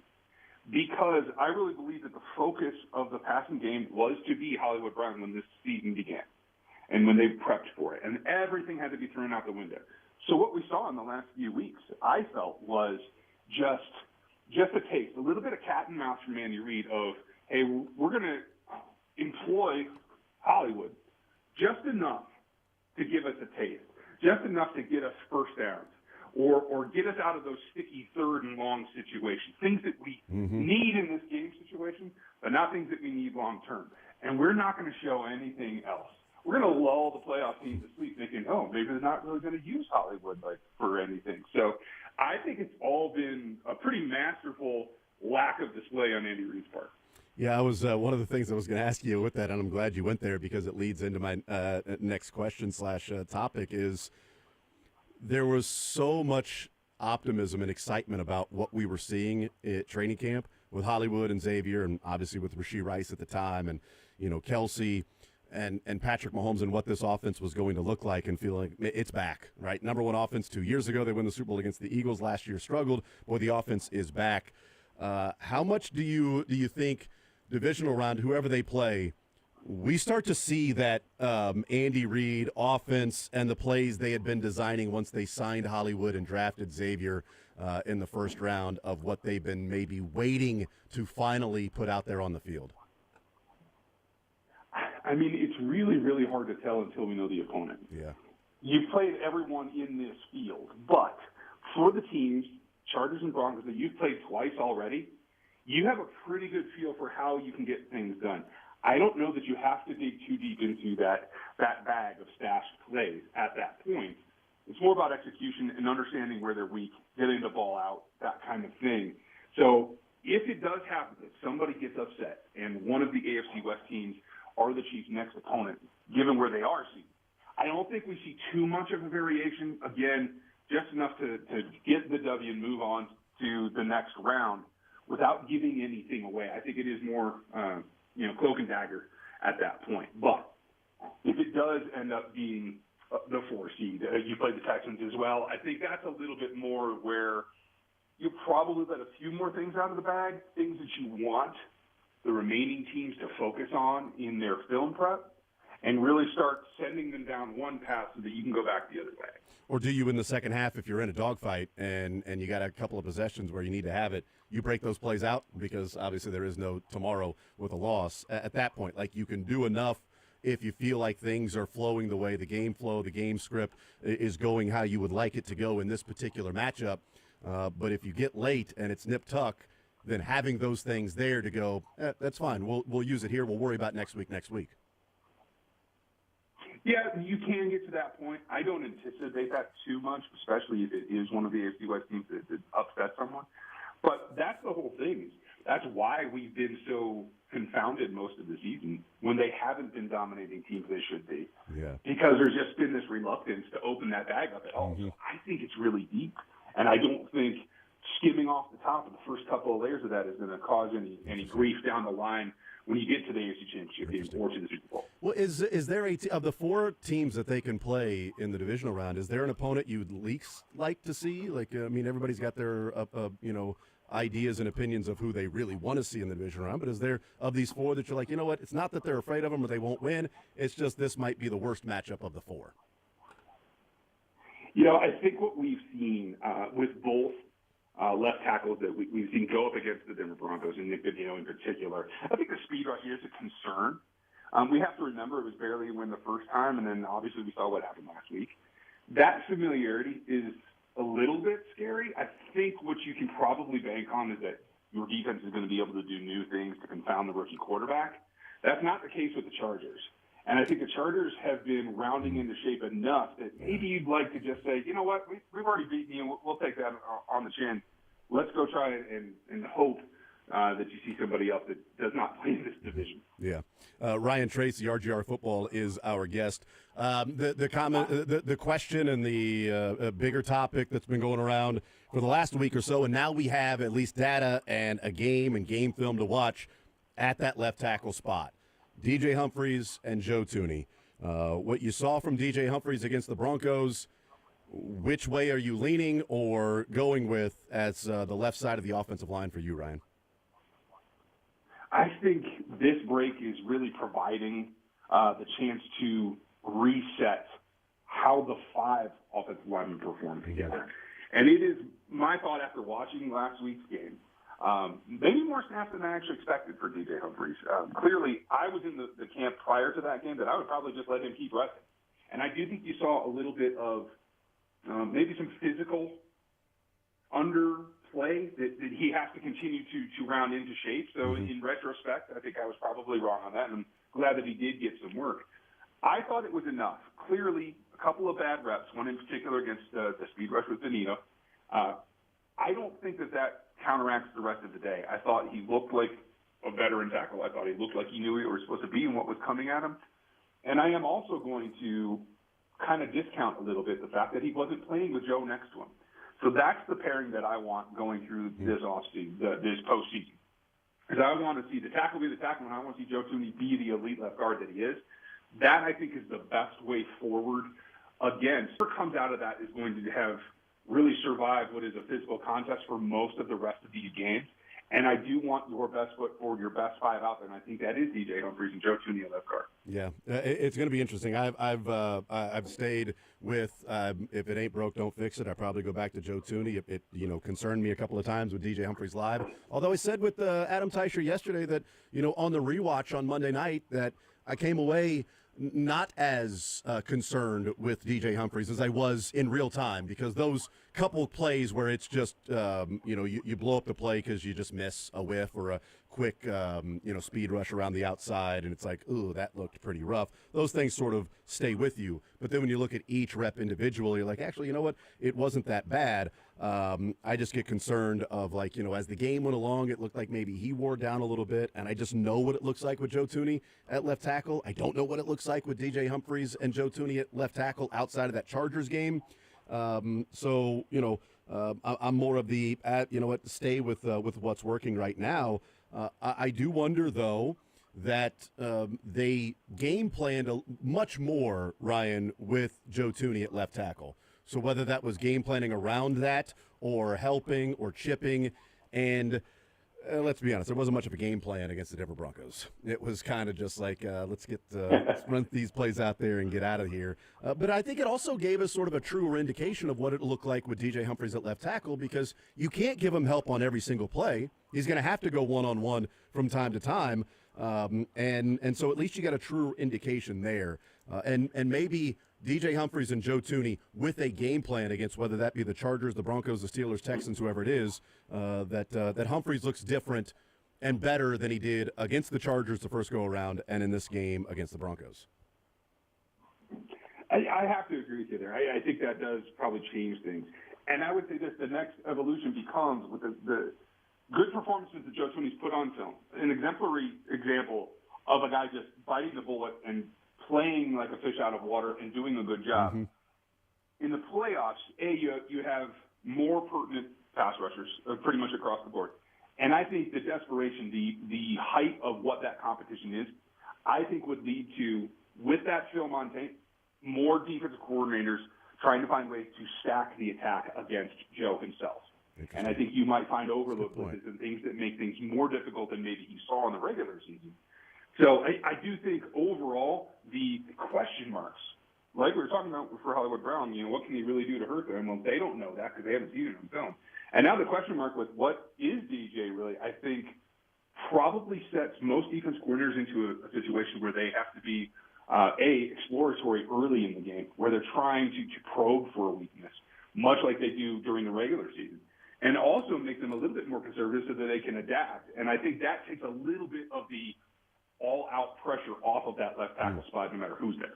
Ryan Trace is our guest, RGR Football. Part of the frustration with Joe Thuney left tackle and Caliendo left guard was the running game to the left side wasn't all that great, efficient, minimal success with that. How much with this break, Ryan, Pacheco came back and was playing, whether he looked as explosive or not as he did before, having the rest with more time off with that leg injury, the rib injury, obviously is something he's having to deal with. But I also wonder, too, Ryan, how much Kareem Hunt just got worn down as the season went along. He got help when Pacheco came back, but from the running game perspective, we've focused, certainly this show, on so much of Humphries or Thuney or Caliendo and how that's affecting the run game. How much do you think Pacheco and Kareem Hunt, maybe Kareem Hunt even more, just getting a couple of 3 weeks off of letting his body heal and maybe looking closer to the guy he did his first game or two when it was like, hey, who's this kind of explosive running back we haven't seen in a couple of years? Yeah, I think that's a significant portion of it. It's a very good point. And I kind of would equate it to, to my phones, my ever-loving thing that I love and hate every day that I use in my hand. It felt like after a few ball games, Kareem Hunt was down at the bottom of his battery. And he's bouncing there at 5%, and you keep plugging him in for a couple of hours just to give him a little bit. Right. Whereas Pacheco was a brand new phone, 100% battery, but you don't know what that operating system does. So he was still kind of figuring it back out. I think now as they meet in the middle, the 1-2 punch resting Kareem, Pacheco feeling a little bit better, and having, had taken a couple of hits at least before the regular season was over, I think that preps them both. And I think, honestly, if you have to go with Tooney, I think kind of getting those reps, hopefully he can raise his level of intensity, because I do feel that the run game problems weren't necessarily just based on the running backs and how they were physically, but it was also a coordination and intensity level for the offensive linemen. Yeah. I don't think many players are going to feel it as much and talk about it less than the offensive line, that stretch from week 6 all the way to the end of the season. That's a good point. Yeah, I mean, that was just such a grind. And, people talking about, well, the 3 games in 11 days. Well, there's 4 teams playing in this stretch. Right, and 1 team had a bye week in week 6 that's playing in this stretch. That's the Chiefs. So, it's a little bit different when you're playing all those games in a row, where the Texans and Ravens had a bye week before they started their 3-game stretch in 11 days. Ryan Tracy, RGR Football. Tyreek Hill once out of Miami, and they've talked and everything, but it took us back to, the Chiefs and making the trade, Ryan, for Tyreek, and the picks they acquired and what they used them on, and maneuvering the draft board and everything like that.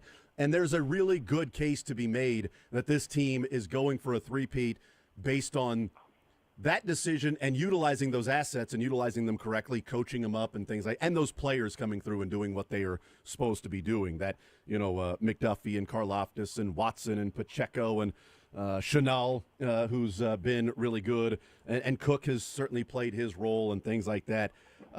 We are now at the point to where, I don't know, maybe these draft picks will last longer in Kansas City on their rookie contracts than Tyreek will in Miami. I don't know. But all of these windows open up. If you're the Chiefs and you're going into this offseason and you can't keep them all, right? You can't keep everybody in that draft class. You got to keep replenishing. I'm gonna cap it at 2. You get to sign 2 players, or maybe you put the priority free agent or extension on 2 players. I'm gonna give you McDuffie. I think everybody's sort of in agreement, right? McDuffie's the number 1, that you got to take care of him. After that, is it paying Karlaftis a defensive end? Is it investing and saying, you know what, Jalen, you're a guy that we believe in. I know you've had some injuries, but we think you're going to get better and better, and we're going to get value with this contract and extending Jalen Watson right here. Is it Chanel? Is it, I don't know that it's Pacheco, but is there another guy after McDuffie that you would put as the highest priority to say, in that draft class specifically, this is a guy that I would go and extend? I just had this discussion. I just put out a piece. You on did? football. Oh, my God. Ryan, I didn't know. Amazing, right? Well timed. And it's funny because I went through that same whole process, and I gave myself a little bit more room to maneuver than you are. Yes. I had 3 that I would immediately extend. It comes down to this, is looking at the roster as a whole. You can make significant arguments for those 3 that you mentioned, Leo Chenal, Jalen Watson, and George Karlaftis. But when you look at the rest of that position group, what you have in the quote-unquote pipeline for development, I think it's safe to argue that you can let Jalen Watson play another year and try to do a re-sign at the conclusion there, rather than trying to force an extension now, because you have more talent at that position. Charles Omenihu is going to be a free agent. Yeah. Mike Dan is getting a year older. We don't know the status, although I've seen some sparks from Felix Anzico-Ozama. I don't know that we're ready to say, hey, we're going to let George go and let you become a full-time starter. I think the imperative is George Karlaftis, because you can still bring back Trank. Nick Bolton is certainly still in the discussion. You do need to bolster linebacker as well as defensive end. But I think if you imagine this team without George Karlaftis, the cupboard is more bare at edge rusher. And I think that's obviously one of the 4 pillar positions. I would prioritize George. Yeah, I'm with you. I would be McDuffie and then George, and then if whatever money's left over, I can figure out Chanel or Jalen Watson and go that route. Last one for you. Who do the Chiefs play? We know there are 4 different opponents, but who do you think comes to Kansas City next Saturday or Sunday? Yeah, I think it's going to be a really, really interesting weekend, and I'm really glad that the AFC is playing first. Yes. Having that little bit of time ahead, I love that. It means Chiefs are likely to play on Saturday, but we'll see how that goes. When I look at all the matchups, I really appreciate the Broncos for what they're about to do and try to wear out the Bills' offense. I don't think they have enough to pull off a win, but I do think that they can significantly drain that battery. So I'm thankful for that. But when I look at it at the end, I think it's the Chargers that have the best chance for an upset, and I do think that they pull that off, and they're coming back to see the Chiefs. All right, we'll see what happens with that. Ryan Tracy, RGR Football, go check out that piece. He does give himself a lot more wiggle room there in that and breaks down each and every player in that draft class. It's just fascinating. We're already at that point of extension windows are open for what was an incredibly significant draft class for this team to be going for their third straight Super Bowl. Ryan, enjoy the football this week. We'll catch up soon, man. Appreciate the time, brother. Thank you. Thanks for having me on. Take care. Absolutely. There's Ryan Tracy, RGR Football. Yeah, good stuff from him. I think everybody's in agreement, right, that, if you can only extend one player from that 2022 draft class, it's McDuffie. Yeah. Hasn't had the injury concerns, has been really good, plays in the slot, plays on the outside. After him, with Jalen Watson injured, you look and what happened against, Bo Nix and with Najee and Joshua Williams, like it feels pretty imperative that Trent McDuffie come back and stay healthy. It's not the same as when Travarius Ward had the decision. Yeah, because you had guys after Travarius. But you had Legarius after Travarius, and then you also had Thacarius that you had drafted as well. Keys, people call him Keys. I forgot about Thacarius Keys. I forgot about that, yeah. And then that particular year after Travarius, they drafted Trent Darius McDuffarius. They did draft Trent McDuffie, but they had L'Jarius Sneed there. You've got at least another year and a fifth-year option for Trent McDuffie, so you've got at least control over 2 years and then a franchise tag. So you could play this out for 3 years with McDuffie. Sure. I don't think they will. You better hit on some other CB draft picks. Exactly. I don't think they will. I think McDuffie is different when we said, well, they don't invest a lot of resources in the cornerback position until they did in the first round. Yeah. And, they're not really re-signing these cornerbacks until they re-sign one that makes sense versus what your positional group looks like. They don't sign centers until it was Creed Humphrey. Right, exactly. That's a great point. So for me, I think Trent's different. I think he's a guy who doesn't have the injury concerns of L'Jarius, and he's younger than L'Jarius. L'Jarius was an older cornerback with the knee injury. So that right there felt like a non-starter for Kansas City. Travarius, I thought, was a little surprising at the time. But at the time, he was getting almost cornerback less than Jalen Ramsey. He was kind of in his own stratosphere, but it was a lot for a cornerback. We now see the cornerback market has exploded. That was more of a palatable contract. Trent just seems different. And again, because there were guys after Travarius Ward at the time, this is a more unique situation. Because even with the Brandon Flowers and the Brandon Carrs, there were still a lot of times other players waiting in the wings. I don't feel like there's that guy waiting in the wings for Kansas City. I do wonder who you prioritize next. I think George Karlaftis is who I would go with as well. It would be nice if FAU played like a George Karlaftis, and you can go, okay, you can use those resources elsewhere, and FAU just slides into that spot, and you replace one first-round draft pick with another. Yeah. That does not look like it's going to be the case, and I don't know that they extend Karlaftis this offseason with the window open. I think they may do that with McDuffie. Yes. I don't think they do that with Karlaftis. It depends on the contract that Karlaftis is wanting. But after I don't know. I honestly could not tell you right now what's Karlaftis' contract even going to look like. Yeah, and where does he fit in on defensive ends when he's more of an overall defensive end, not a pass rusher, not a sack guy, good against the run, good setting the edge, motor guy, right? But everybody else in that draft class, they're going into their last year on their contract. And I think this offseason, maybe they play it, Jalen Watson goes into his final year, and then they figure it out after that if Hammond is a free agent. I think you might be able to play it to where you can, if Jalen Watson would be willing to do it, you can get some value if you give Jalen Watson like a 2-year contract. Give him a 1-year extension. Maybe he doesn't want to do that. Maybe he wants a 2-year extension. So you've got 3 years. It's really 2 years on his deal that you got 2 more years to play with Jalen Watson at a much better value if he's healthy next year. And it's like, oh, wait, this guy's going to be pretty good. Hey, you got him for 1 more year on this contract because you invested in and bet on him being healthy that final year of his contract. And he has battled injuries. He has done that his entire career, battled injuries differently than Snead because Snead's battled injuries and played. Jalen Watson's battled injuries and missed lots of time, battled through the labrum as well last year. So that would be an intriguing one if you go into the final year of his contract, year number 4, and you say, Jalen, we're going to take care of you. If you're willing to do that, we're going to give you a 3-year contract, really 2 years, and you're going to have 8, 9, 10. I don't know what it would be, 12, $13, $15 million guaranteed right now, bird in the hand, sign this contract. and they feel like McDuffie and Jalen Watson the next 2 years are their cornerbacks. Well, again, when you're a 7th-round draft pick, that's going to carry more weight. I will also point out just really quickly when I'm looking at Karlaftis and what a contract could look like. I thought an actual interesting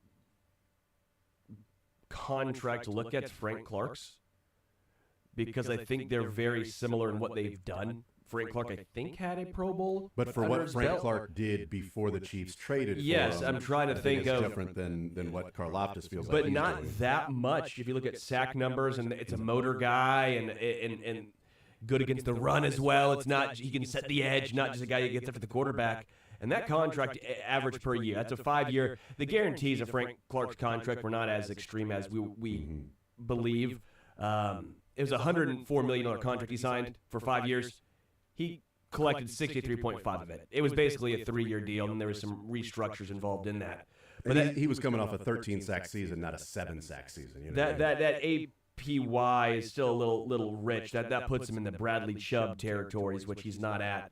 But maybe if you go to the Hassan Reddicks, the Eric Armsteads, the Jonathan Coopers, the Bryce Huffs, that $17 million. I don't know if you resign him for that, but I thought it was at least an interesting number to look at for Karlaftis. I don't know what he's going to want, don't know what he's going to ask for, but that feels like at least a decent comp. Yeah, Karlaftis had 10 tackles for loss, 41 total tackles, and 13 sacks when the Chiefs traded for him. Or Frank Clark, excuse me. Yeah. Had those numbers. And Karlaftis this year, 9 tackles for loss, 35 tackles, and 8 sacks.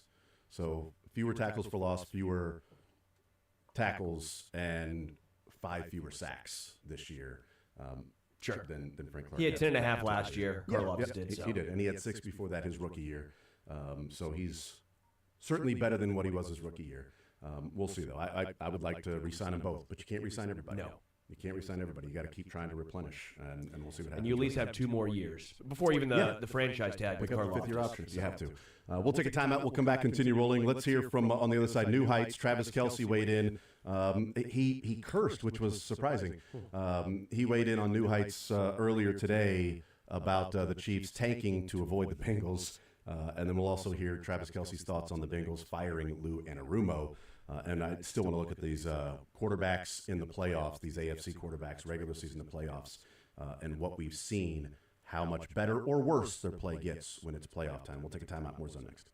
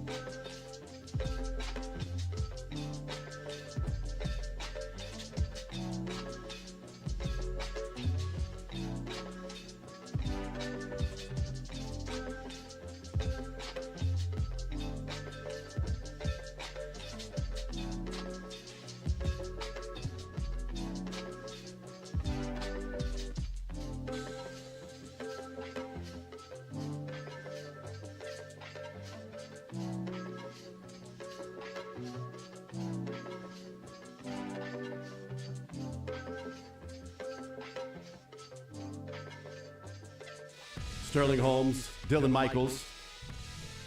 We'll talk with Mick Schaefer coming up in the 1 o'clock hour. We got ZOUs. We'll get the final tally for ZOUs. I'm nervous. Jason, are you nervous?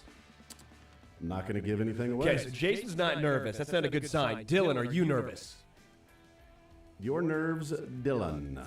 I had a pretty, I'm afraid to jinx it, but I had a pretty comfortable lead last time. Look at you, huh?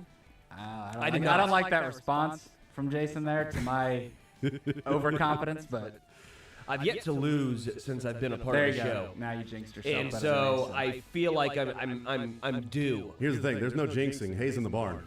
You're right. Yeah, that's Guys true. ain't jinxing anything. I just feel like I'm due. You know, I can only do so much. You are DUE because you can only DO so much. I get it. No, that makes total sense. And there's due. Yep. Outside. DEW. Yeah. That is correct. New Heights this morning with their podcast, Travis and Jason. They talked about. Let's play this. Let's play clip number 1. This is Jason bringing up the losing and taking a dive to avoid the Bengals, and Travis Kelce delicately talking about it, typically as he does in his really reserved manner, about what he thinks of people that may say that they lost on purpose to avoid the Cincinnati Bengals. Here's that commentary from New Heights this morning.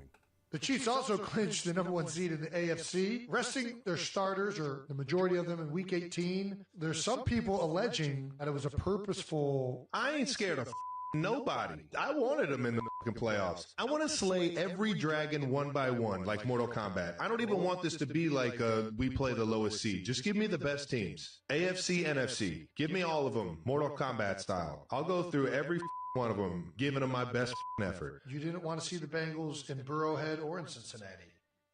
I'll play them at the Walmart parking lot.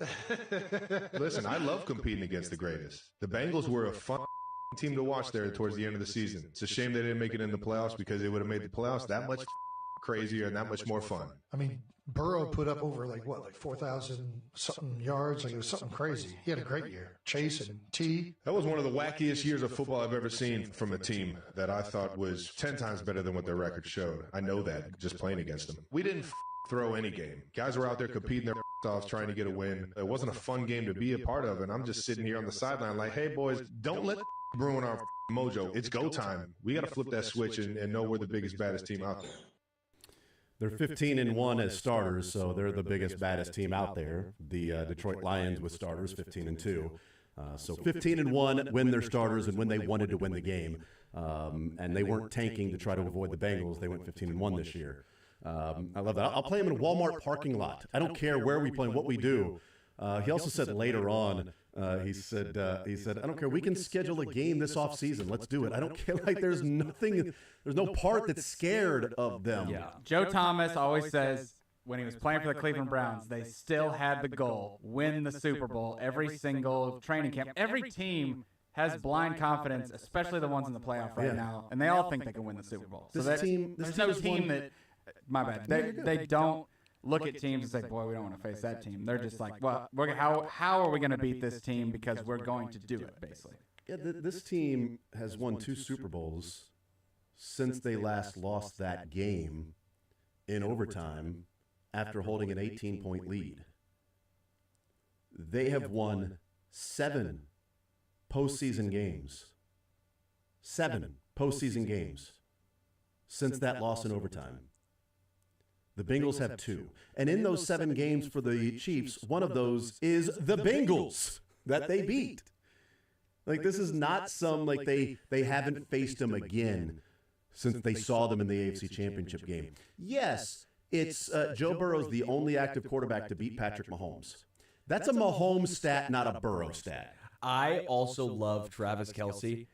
Maybe I'm You're the one?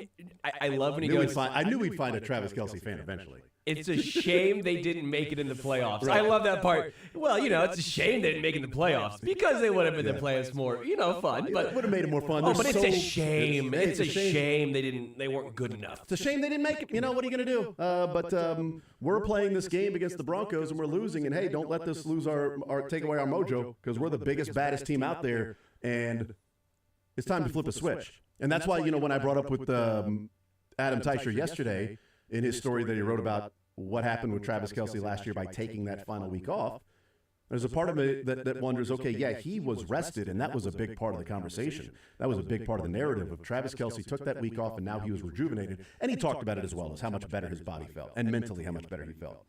But it's also the playoffs. It's when Travis Kelce shines. Travis Kelce is one of the greatest pass catchers, tight ends, receivers, whatever, when it comes to the postseason. He's just a different animal in the postseason. Again, last year's 4-game run over 17 games would have been 140 receptions, 1,500 yards, and 13 touchdowns. That's against teams' game planning for Travis Kelce because the other guys were MVS and Kadarius Toney and Sky Moore. Travis Kelce had the third most receptions of any tight end this year. In a year where you're like, it just doesn't look like Travis Kelce. I keep saying this. You say it again then. His worst year are most tight ends' best year. Sam Laporta, we all agree, is a great tight end. They both played 16 games.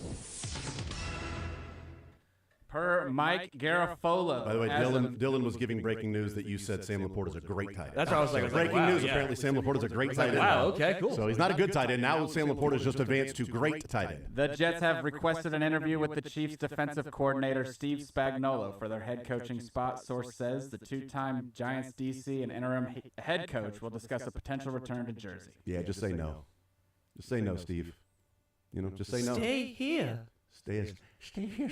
I can't wait till I get to New York to coach the Jets and answer to an 18-year-old. Stay here. I'm just worried that this is when he's going to get his opportunity, is when all the, hot names don't want to go to the franchises that are kind of having their laundry aired out in the public right now. Yeah, and I know that Steve Spagnuolo would like to be a head coach again. But, man, I bet it's a really nice life making the amount of money he's making to be the defensive coordinator of a dynasty right now. I think he says no.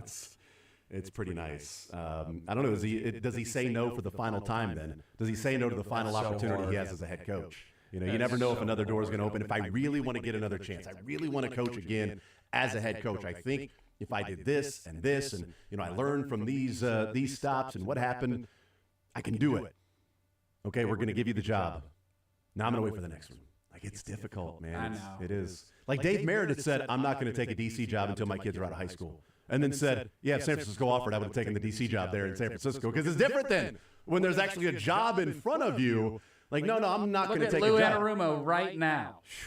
Man. When he was shutting down the Chiefs in the AFC Championship games, everyone was asking why he didn't have a head coaching job. When is he going to get a head coaching job? Now he's fired. When is he going to get a defensive coordinator Now job? he's the scapegoat. It's almost like if you stay around enough, you almost put yourself in the crosshairs for the guillotine whenever someone is trying to figure out any way to keep their job. Yeah, and they didn't have the personnel this year. And guess what the Bengals are saying? If we're paying a defensive coordinator, we need a defensive coordinator to be really good if the personnel isn't there. Because we got to pay Burrow, Chase, Higgins. You got Trey Hendrickson. And the defense was still, we lost 2 games where we scored 40 points this year. The defense looked better as the year went along. But yeah, you don't have the personnel. Well, then are you just a defensive coordinator that coordinates really awesome personnel? Or are you the coach that's elevating that personnel? And as the Chiefs continue to pay some of these players, and if, Karlaftis walks and, Justin Reed's going to be gone next year, and so Jaden Hicks stepping in and all that, Nick Bolton may be gone, and so it's Drew Tranquill and Leo Chanel. Is Spags still Spagnuolo when you've got more of the backups that were out there against Denver in your starting lineup next year? Or is it, what the hell's wrong with Spags? I think Spags should take the Jets job if the opportunity, with one caveat. One, I think because defensively there's some guys that are really talented in New York. That Jets defense has some dudes, and Spags to get the best out of those guys. Robert Saleh did. I mean, that defense was never the issue with Robert Saleh. They were very, very good because of the talent. I think Spags can do the same thing. The issue is offensively. Can you get out of the Aaron Rodgers deal? If you can say, hey, I'll take this job, but either Aaron Rodgers is underneath me or he's gone. I'm not doing this. That's the only way you take that Jets gig, because I do think the Jets gig is not the worst one in the NFL, because there is some talent on that roster. There are some things I think, and by the way, how many games did they win this year? 5? They won 5 games this year, I think is what it was. They won that many? I'm looking right now. I'll take 5 it. games, Yeah. 5 and 12.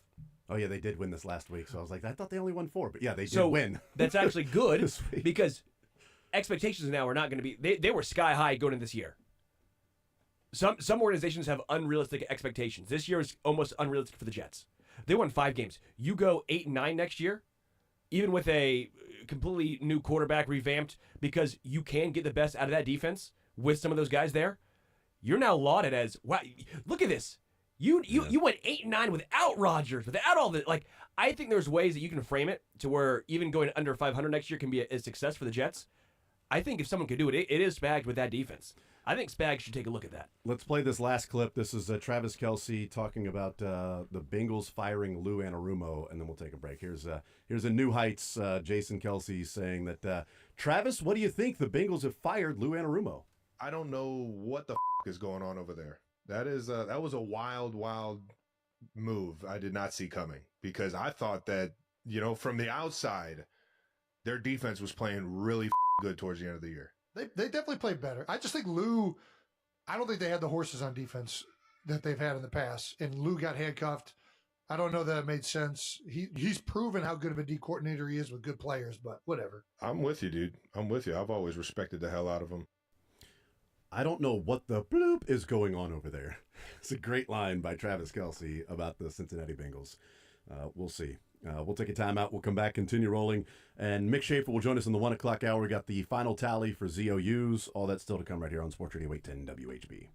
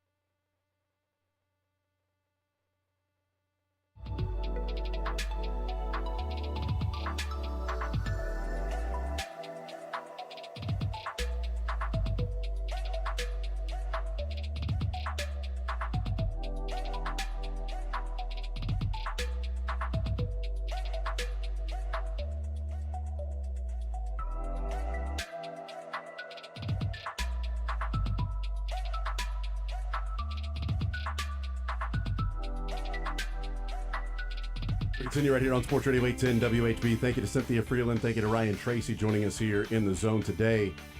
Thank you to Dylan Michaels for finding a joining way to us. get That's out right. of the. That's right. He dug snow. himself out of a hole. He did, like literally. He had to dig himself out of a hole, and he got here. And so, thank you, Dylan, for going above and beyond. All right, that's just it's too much. I'm We proud of appreciate you it, for man. not doing what I did, trying to dig out of my driveway. It sounds like you had Yeah. less trouble. Like you may have had more trouble, but you were smarter than I was. So, congrats. Mm-hmm. I'm glad the producer's smarter than the co-host because It's good. you don't want me back there No, you pushing don't. buttons and Yeah, that's true. having control. That's Yeah, I don't want you back there pushing buttons. It's I like, promise you that. I don't agree know, with you on that. You and You're I up are there pushing buttons. Yeah, you're pushing my buttons in here when Mick Schaefer gets in there. By the way, we talked with Ryan Tracy about the running game that seemed to be, well, it was off a little bit. The running game isn't as good as we saw it at times, and maybe it's because of Caliendo in there and Joe Tooney at left tackle as opposed to Joe Tooney at left guard, and then whether it was Wanya at left tackle or DJ Humphries for one game. And I also brought up, we talk about guys getting rest, that maybe at the end of the season, Kareem Hunt really needed this time off. Isaiah Pacheco, I know it's the ribs that are tender, but also do we know that he was fully 100% the way that he felt before the broken ankle? And coming back, well, now he's got a little more time to work out to get those legs back ready to go. And Jesse Newell wrote a story with Kareem Hunt, and it's a pretty long feature on Kareem Hunt going back to his time here, his journey from getting kicked off the team to then scheduling a vacation specifically during the Super Bowl when the Chiefs were playing the 49ers down in Miami so he could distract himself and not watch it and not think about what life would be like if he was still on the Chiefs and playing in the Super Bowl and then being back here. But part of this in the story, he said that when the Chiefs did not ease him in, and his second start when he carried the ball 27 times for 102 yards, he said he couldn't make it out of bed. Like he could not get out of bed. His body was just one big sore. Like just those sore aches and pains and muscles. Like, yeah, this guy hadn't gone through training camp, hadn't been playing, even a slow build up to padded practices. And then he goes out there and carries it, 15 times? And then the next week, 27 times? The first time a running back carried it that many times since Kareem Hunt when he was, a Chief earlier on. And he said, he didn't have any choice but just to simply push through because he was the running back. So it was, you got to answer the bell. And you do wonder, that catches up to you as the season goes along.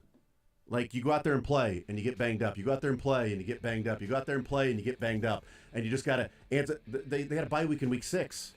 And so even for a guy like Kareem Hunt, that's just having a few weeks off to let his whole body heal. Like, what did we say that first game with Kareem Hunt?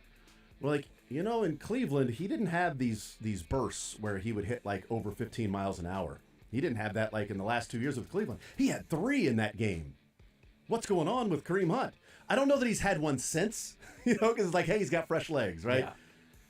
Well, fresh legs with Kareem Hunt and Isaiah Pacheco could also change the running game in it's now go time.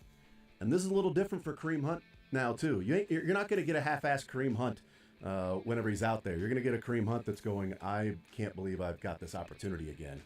And now I've played a season, and my body's now fresh to go in the postseason. Mick Schaefer next.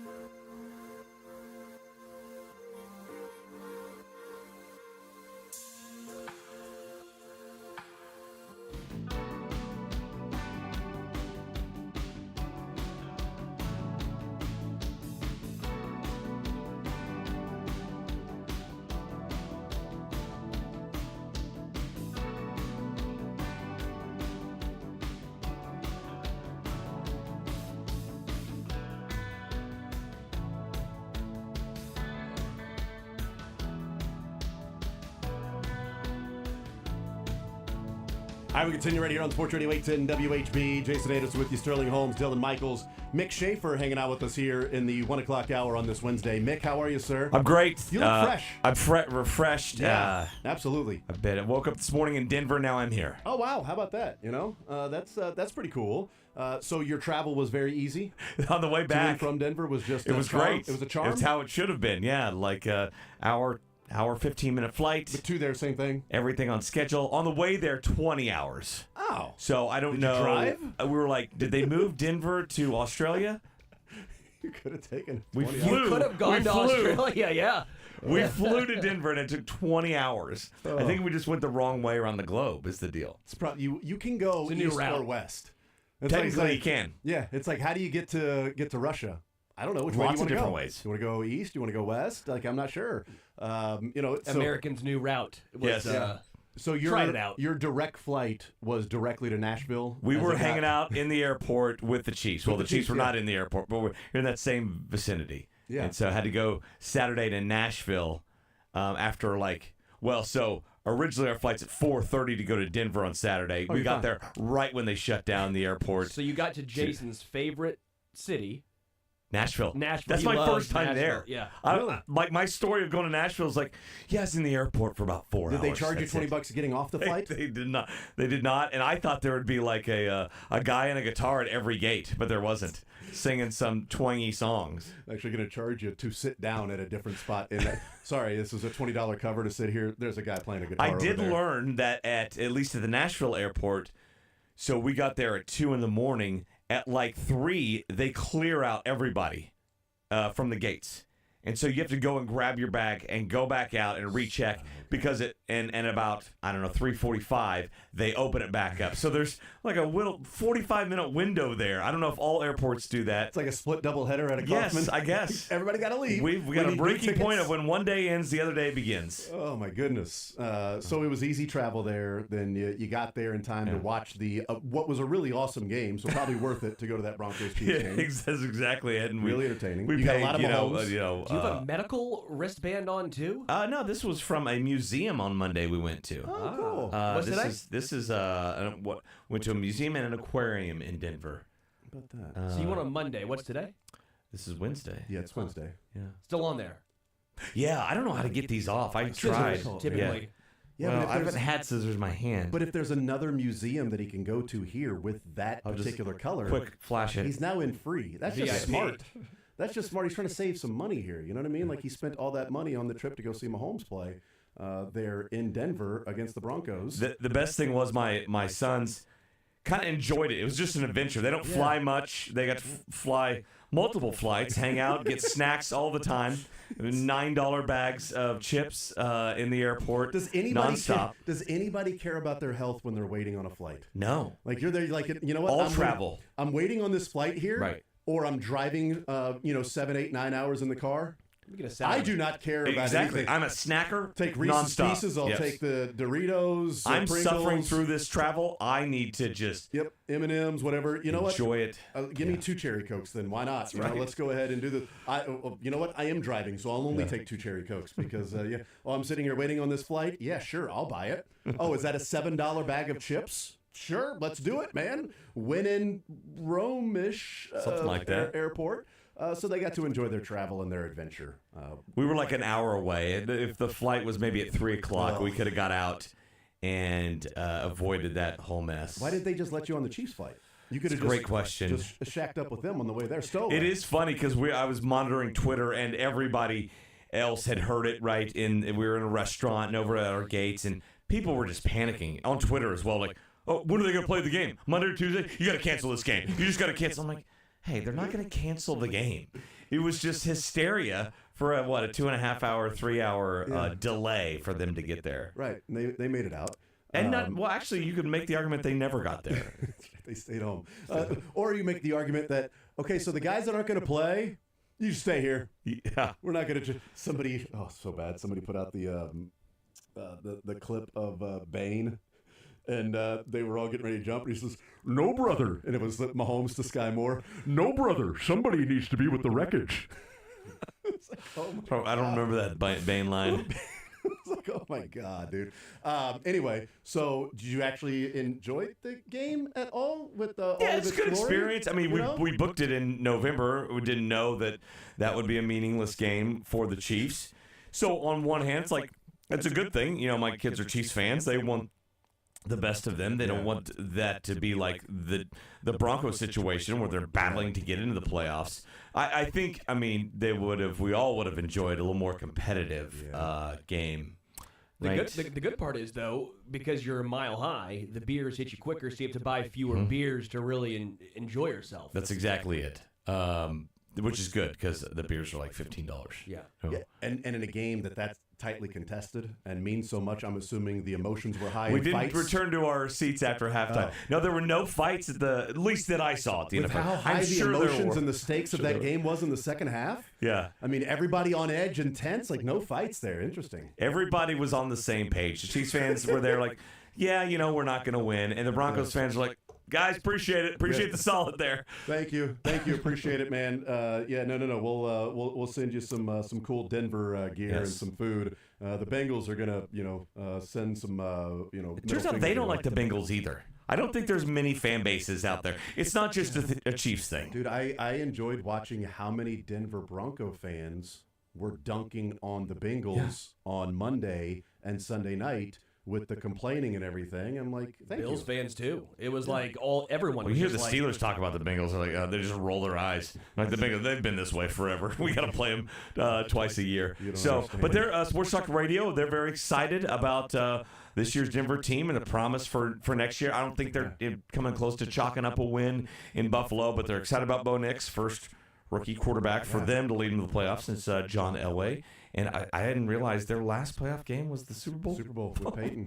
Is that 2013? Right? Yeah, something like that. I thought 2015. 15, whatever it was. That was the last year they won the division. Yeah. 13 was the year that he had the 55 touchdowns and whatever it was. Yeah. So 50. So 9 years. 9 years since they A lifetime. A lifetime. 9 years, a decade, almost.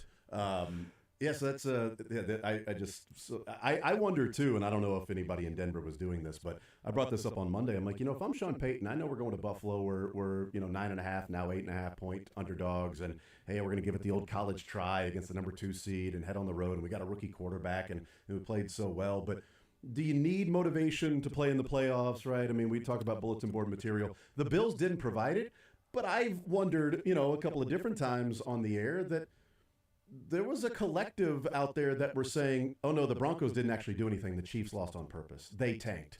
So if you're Sean Payton, it's like, oh, by the way, you guys don't deserve to be here. Yeah. The Bengals deserve to be here. People don't want you in the playoffs because you're just the sacrificial lamb to the Bills. And the only reason, guys, we're in the playoffs is because the Chiefs lost the game on purpose. We didn't do anything to go and beat them. The Bills aren't providing that. But there are plenty of people that are providing that as if, the playoffs suck because the Broncos are in instead of the Bengals. I just love how much the Chiefs have just broken people. Really have. This act that a handful of teams every single year do. They rest their starters The Bills in the rest their final starters. game Yeah. because they can't improve their lot and they can't get any worse. They rest their starters. How that changes when the Chiefs do it to tanking and laying down and not trying. And my wife she picked us up from the airport today. She was like, we were kind of explaining to her, no, they were trying out there. Maybe it was a vanilla game plan because they know there's a possibility they could play them in the playoffs, and they know each other well. But, all the Chiefs players out there were trying very hard, and that might be an issue, right? Because they were 38-0. They weren't,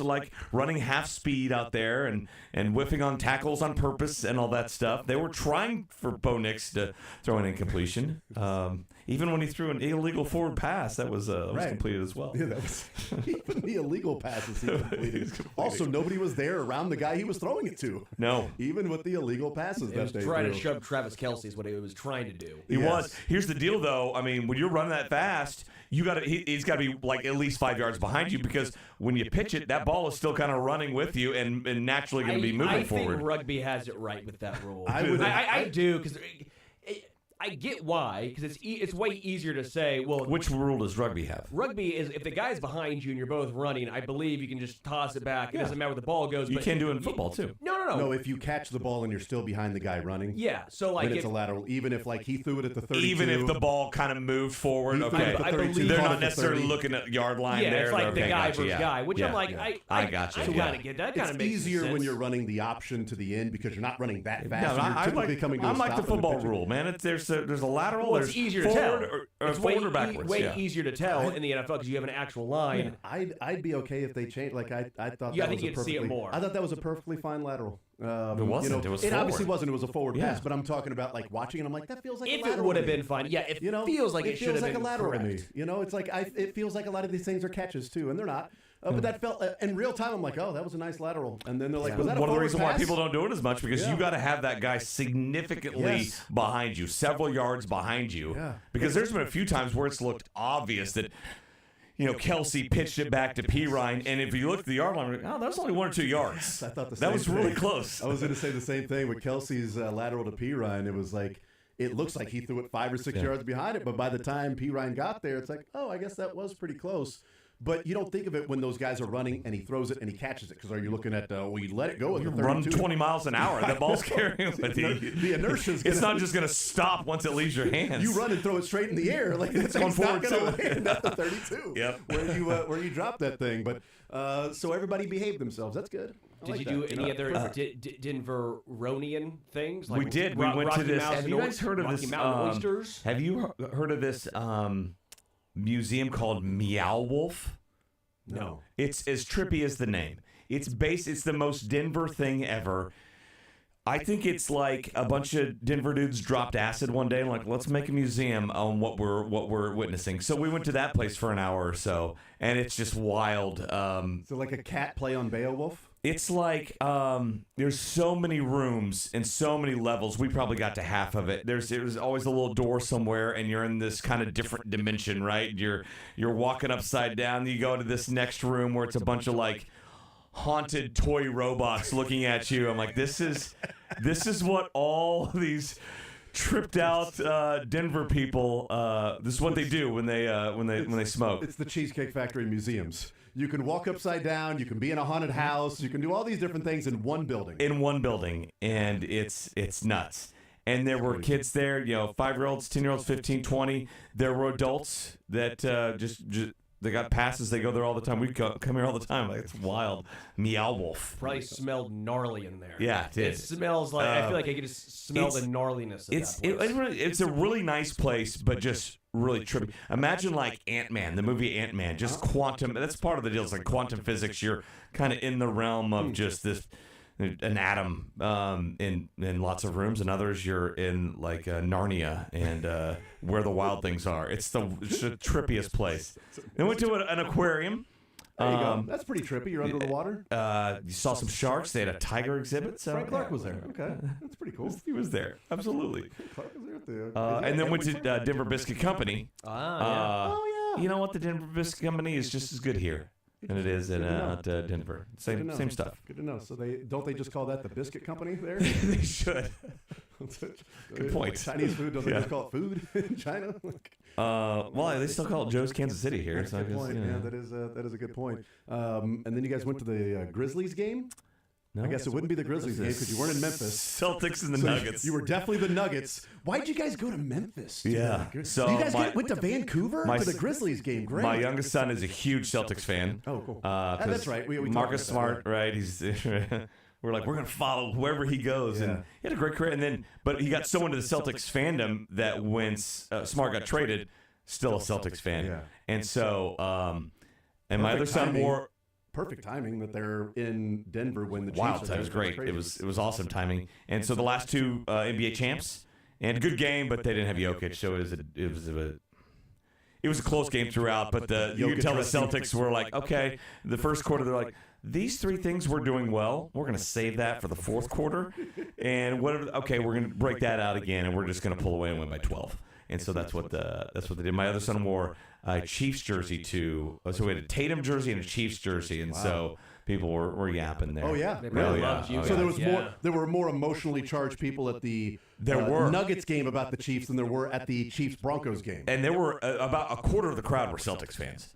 Oh wow. So they're kind of like Yankees fans, I think. Yeah, they are. They're everywhere. They're like Red Sox. I think Yankees are like Lakers fans. Sure, yeah, that's right. I think Yeah, it's more they're like Red Sox. Red Sox, fans. yeah. They actually are Red Sox fans typically. they all Yeah, they true, cheer yeah. for them. So plenty of comments towards the Mahomes jersey and all that stuff, and because we were like, I wonder if any other Chiefs fans went to that game Sunday and they were at the game we were at last night. Well, Did you yeah, see I anybody would. else? That'd been fun. I mean, that sounds like a great weekend. Great weekend. The Avs played Monday. I found out too late, and I was spending too much money. I couldn't afford it. But we could have made it a 3-sport That is trip awesome. to go watch the Avs play, which is at Ball Arena, the same place I think that the A lot of the Nuggets play. NBA teams and So the NBA had hockey to play on teams. ice on Tuesday. Yeah, but I've heard some like Minnesota, they got separate. Yeah, but a lot like the Sixers and The the same Flyers place, do. yeah. And normally there's no issues. One time the ice can melt if it's not kept cold enough, and you'll get the condensation will go through the wood. That happened Yes, one time. yeah. And when I was working there, and they had DeMarcus Cousins Because they just put the court on top of the ice. basically, yeah. And DeMarcus Cousins one time was trying to get everything set up, so he was trying to scrape the water off the mop. And I'm like, someone help Boogie Cousins over here. Like, why is he the guy? Oh my It was god. the only time I think I've ever seen a game canceled or at least pushed back. They were going to try and play. The players were like, dog, this is very dangerous. But got to see a couple KC kids play. Christian Brown for the Nuggets. Had a slow first half, but then really came on second half. Got a good game, maybe 17 points, something like that. And then Lucas Kroll. I don't know if he caught a pass. Broncos tight end from Michael Mill Porter Valley. Jr. Saw Michael Porter Jr. from Columbia. Washington. I mean, he's from Seattle. Yeah, That's what sure, it says. yeah. But- Michael Porter Jr. from Yeah. Seattle. I'm sorry. I mean, that's what it says. How do I know he's from Columbia when his card in the NBA says that he went to Mizzou, but he's from Seattle? We saw Al Horford play, and as I was telling my kids, we might only have 8 to 10 more years of opportunities to see Al Horford play. You don't know how many times. You better take advantage. God, I love that guy, man. I love that guy. I don't think he's 40 yet, but he's barreling towards it. And If your name's Al, because I think Al Jefferson played he a long doesn't time, play too. enough. I mean, he's just clutch. He knows his role. He hits threes. He plays defense. God, I love Al Horford. 38. 38, He is 38 years old. Just knowing his role, doing his job. You know, that's all that matters. And you made it back safely, so an easier trip back. Got back, and I get to work all day now, Yeah, that's so right. it's great. That's crazy. You just got back today. We and you did. Came in. I mean, it's funny. Like Denver was cold, but like high 20s, low 30s. Yeah. It snowed a little bit, but it wasn't this. We missed this. So right. You get back here, you're like, what happened? my wife and my daughter are texting pictures of them shoveling snow. We're like, oh, sorry. We're at a happy hour. Oh, that's so smart. Yeah. Next big snowstorm, I gotta go out of I know, town. right? Yeah. Air quotes there from Mick. But I hadn't been to school the last 2 days, and so Yeah. kind of worked out. So my kid didn't miss any What are you school. going to school for? They What's haven't that? been to school. Oh, he hasn't been to school. I was asking Mick. My what kids you go to school for? because they're kids. Oh, Yeah. I thought you were going to school for something. I didn't know you were trying to get like a No, I'm done with that. I need finance degree. Or, yeah, so So now that should have done that. So since you're the sports director of NBC, do we know, like, are the Chiefs going to play Saturday or Sunday in the divisional round? It's got to be Saturday, right? You gotta- We've you been gotta- assuming the whole time, and then with the 2 AFC games on Saturday, and then the first one on Sunday is AFC, right? Yeah. 38th I'm spot. guessing, and I think the last 2 years, You hate the It's spot. on 38th spot. yeah, Again. we'll move it there. Get no phone calls. No, the last couple years, I think it's been both number one seeds have played on Saturday, right? That's where my memory recollection is that it's a Saturday. I'm sort of counting on it being a Saturday, and if just it's too not, then I'll soon, just be though. surprised. Only team I could Chiefs need more rest. They do, man. Only team I could see it not being would be the Lions because of the fact that the Monday night game is the NFC side, and I don't know if So there's if a chance if that they face either off those- against, well, it would be if the Vikings win, they would be the 5 seed, so they could be the lowest seed if the other two Right. teams play to their seed. Yeah. If Philly wins and Tampa wins, right? Yeah, so Philly and Tampa win, then and the Minnesota Vikings win, then Detroit would play a team that's playing on Monday night. There would be no choice; they'd have to play on Sunday. At that And we point. have a Monday night game this one, right? Yep. And you guys have the Sunday night game, right? Yes. So there you go. Very cool. I don't know. We always speculate, and I'm always like, just whenever they tell us, I'll know, right? I'm not gonna, waste. I figured being one of the big wigs at on NBC, you guys have your choice of like which games you're going to get and stuff like that. So that's cool. We don't get a vote. It's not like they pass around. Like we get we're not on the call. I wrote with down everybody. NBC National Sports Director Mick Schaefer right That's here. it. The guy travels the world. He's been to Nashville. He's been to Denver. He's been to Kansas City. He's going all these cities just to see about scheduling these playoff games. So It's funny. The Chiefs will have spanned. The Chiefs starters will have spanned Christmas, New Year's Eve, New Year's Day, Martin Luther King Day, all these holidays between games, basically. Not wrong. All right, we'll take a timeout. We'll come back. Final tally for ZOUs. Let's go. We know who has won, but most importantly, we know who has lost. The ZOUs for the Chiefs this year. We'll do that coming up next.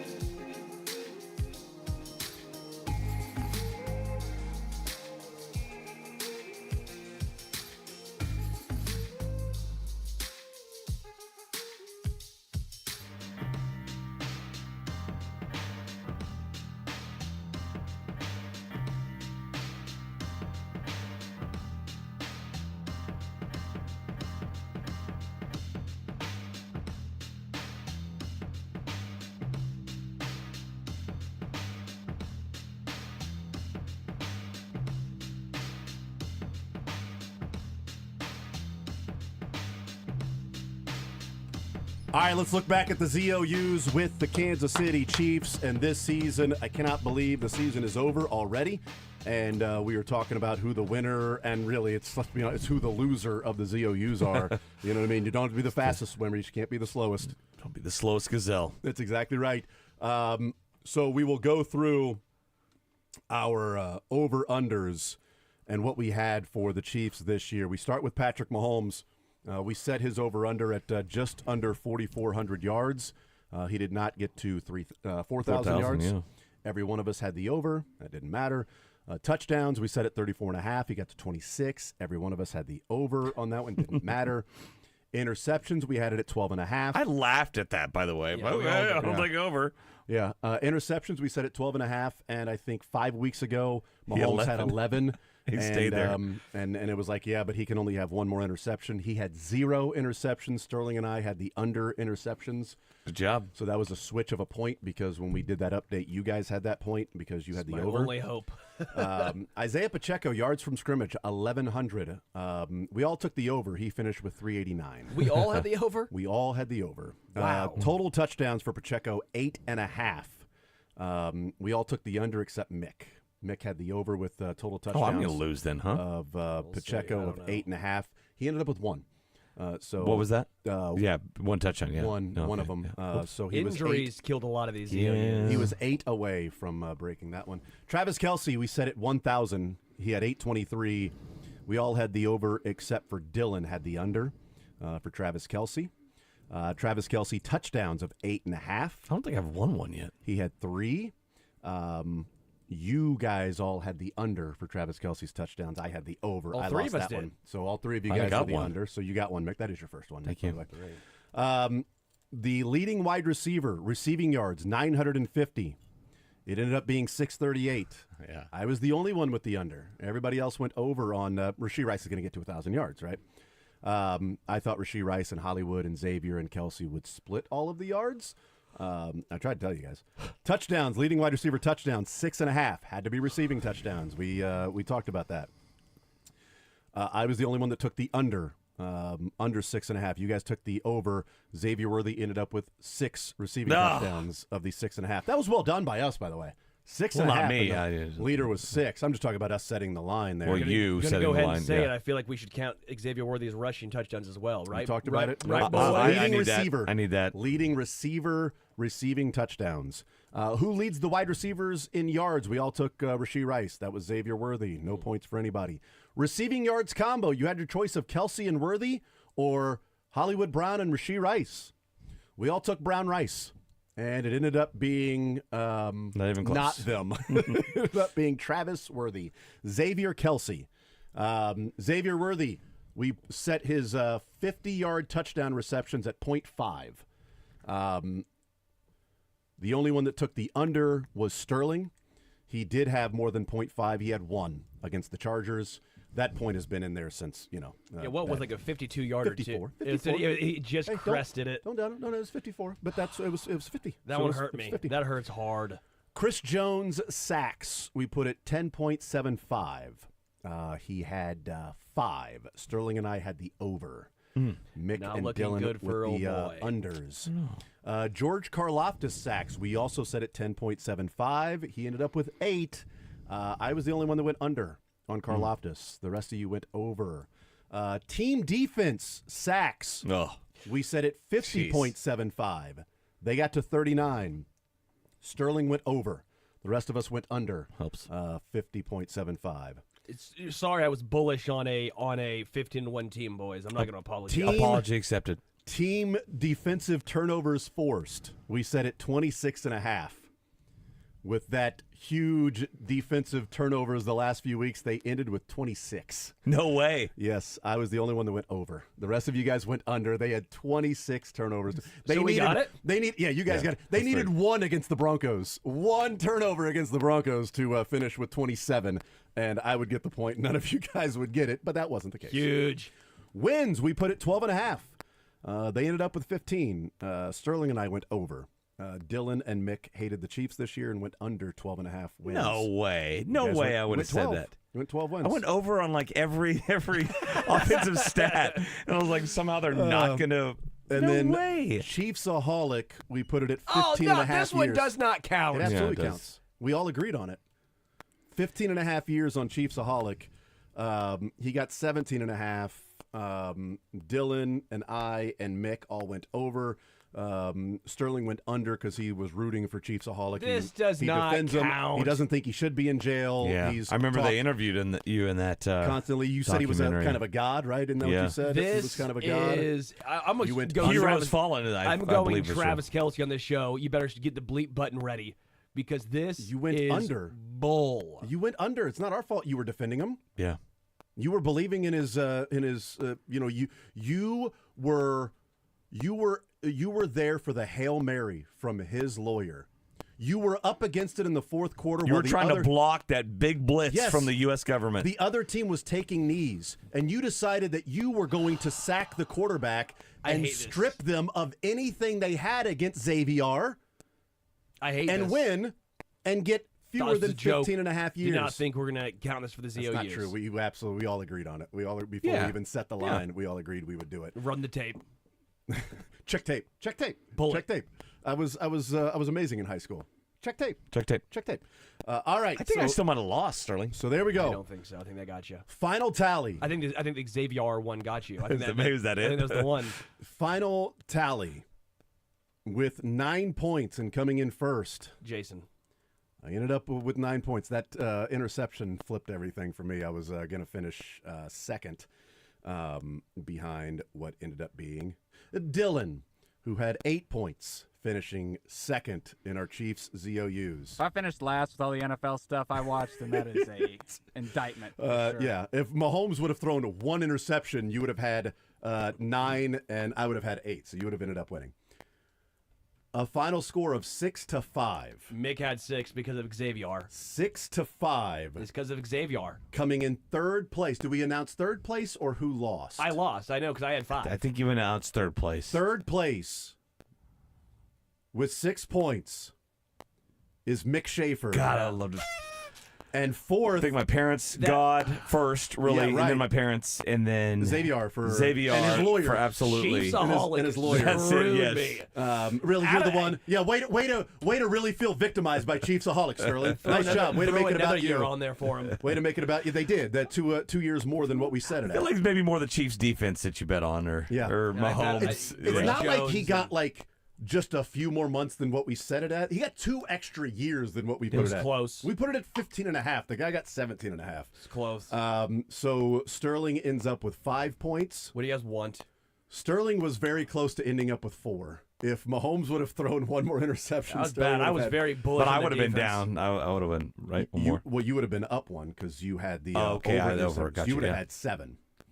It would have been 7-4. It would have been a dominant run if Mahomes had just thrown 1 interception. I It would was have been. so excited about the Chiefs' defense. He needed and- 2 more and interceptions, right? They let me No, it down. was, what he did need to. It was 12 and a half, Yeah. and he ended up with 11. It was the turnovers that I could have used 1 more, but I already. You'll I won anyway. learn, like on the ZOUs, at least I've learned, I don't apply it. Don't chase the trends from the year before. Yeah, That the is pass true. rush was Yeah. a horrible idea. Yep. That is true. Yeah, Sterling ended Chris up. Jones, Carl Loftus, and sacks, missing those 3 was a Yeah, Sterling. trifecta of disaster. Sterling went from Travis Kelce touchdowns under, in which he got that point, and then not until Yeah, the let's first see, 3 points that I think I got like the last yeah, one. leading wide Want to do receiver. lobster? You want to do lobster, Dylan? So from Top sirloin? Travis Kelce Capital Grill. touchdowns. For this was Sterling. This was Sterling's rough patch here. We did Travis Kelce's touchdowns 8.5. He went under, so we got that one right. And then leading wide receiver in yards, leading touchdown. How many they got? Xavier Worthy, Kelce or Worthy, 50-yard touchdown. Chris Jones sacks, Karlaftis sacks, team defense sacks. Yeah, I had, And then he got I had one. the same poor performance And then he on the got one. football side. Yeah, and on, Just on the that, offensive side, justice system came through. Xavier Barbadou, like that. Yeah. That's just. it would have been 6-5 if Xavier would have got more than 15.5. But that's your fault for defending him. I don't Sterling? defend the man. I feel like you've been I'm not out Trip front. McDuffie defending anyone. I feel like you've been out front with all of these fun puns. All right, I'm gonna go back to sales and find what we can find for As long trade. as I don't have to pay, I'm good with it. The best part of that documentary was when the lawyer was talking, and trying to figure out how to pronounce his name. He's like, it's like caviar. I'm like, oh, okay, Xavier. With Xavier, with a Z. Well, Xavier doesn't sound like caviar. It would be Xavier, right? He was like, Why are you bringing up stuff like that? It's That like just seems too caviar. logical. It's Xavier. I know, it's a long You mean name. it's like caviar? It's like caviar. No, it's caviar. Okay, so Xavier? No, it's Xavier. Okay, thanks. Go to jail. 17 and a half years. I tried. I can't even get your name right. I'm talking to people here saying, Xavier here. If I know anything about Xavier. Fish eggs. It's actually pronounced X-A-V-R. If I know anything about a holic over here, Mr. Aholic, let me tell you, this guy feels terrible, and Chiefs Kingdom is behind him. Now they are behind him, pushing him into the cell and then closing the door. Except Most for, of them. except for a couple of people that, oh, darn it, that's just too bad. He was really robbing those banks to help out his family who was living in a car. He sold, he ended up stealing. That 20th bank he was going to rob. Yeah. Then he was going to donate the money to his family. Ends up stealing $750,000, and his mom and brother are living in a car. He's such a good guy. He's just doing it for his family. Go into all those games too. Well, yeah, but driving in a car. Yeah. He took his mom and brother's house. That was unfortunate. He kicked them out of the house. That actually rhymes. Driving in a car rhymes with Xavier. That's what it should have been. Babadar. Babadar. Car Xavier. That's right. It's like Babadar only with Zay. Xavier Babadar. Okay, great, got it. No, it's caviar. What a dumb thing to say. Well, his sentence helped me. I don't have to pay for lunch. I appreciate that. Yep, 17 and a half years Yeah, for you that gonna guy. write him a letter? I might. You want to be a pen pal with him? I do. You think he would write back? Yes, I do. Are we all here on Friday? He writes back to the Sterling when I send the ones he gives to me to send. He makes Dylan mail his I will letters be for here. him. And listen, I appreciate your, did you hear that? Yeah. Are we all on Friday? He's going to get his lunch right away instead of waiting 6 to 9 months. We don't know if I'm going to get it. Then No, I'm we're just on He remote. waits. He'll wait a year. I'm just asking. We're on He still remote owes for Friday. 2018 Comets over Never mind. unders. We will not We're be on here. remote We're going to be Friday. at golf track. We're on remote Friday golf And I track. think that My mouth will be there. don't we have Royals still when we tied for dead last? You and I? Yeah. Yeah, probably. I think so. Yeah, you guys do. Yeah, we'll be at golf track, so we will not. Golf track's going to be electric. Yeah, and they're going to have some food there. I can't wait for golf. Hey, they're do gonna you want to come to golf track with us on Friday, Nick? Absolutely, I do. Yes. Go, Oh, right. Everyone go to golf track Friday from 10 to 2 because Yes. they're giving away a Scotty Cameron putter as well. There's going to be a lot of fun giveaways, hit some balls. They're just food. giving away Scotty Cameron, who will putt for you every time you go to the I would green. love to have a good putter, like a human in my Yes. bag. Just carry around. Go. Scotty, your Putt. turn. Putt. Go. My friend Scott is a good putter. I could have him be our putter. Yeah. We could just carry him around like a backpack or something. Does he fit in your bag? No, he's like 6'3", 6'2", Okay. Well, As I said, I've never missed anything inside of 3 feet. because you pick it up. Thank you. there was one thing last night on the TGO, which was funny. This isn't a spoiler alert because it's a sporting event and it took place. But Ricky Fowler was conceding the hole to, I can't remember who it was. Shoot, somebody for the Bay Area. And he was like, yeah, you can pick it up. And it was probably like a 10-foot putt, but he could Really? 3-putt from there. It was that bad, like Fowler struggled. So it was like a 3-putt to win the hole. And he's like, yeah, you can pick it up. And he's like, okay, we good. He goes, yeah, but the people on TV know that you can pick it up. He goes, but nobody in here knows you can pick it up. He's like, so should I just putt it through? He's like, go ahead and putt it out. So everybody in the arena, he goes and putts it, and as he putts it, Ricky Fowler throws the flag in front of it and knocks the ball away. And everyone's like, That's pretty good. What happened? So Ricky Fowler runs over and picks up the flag. He's like, people at home knew, but everybody in here had no idea I was about to throw the flag at that putt. There's some interactions like that were entertaining last night in the TGL. So we'll take a time out, come back, continue rolling more zone next.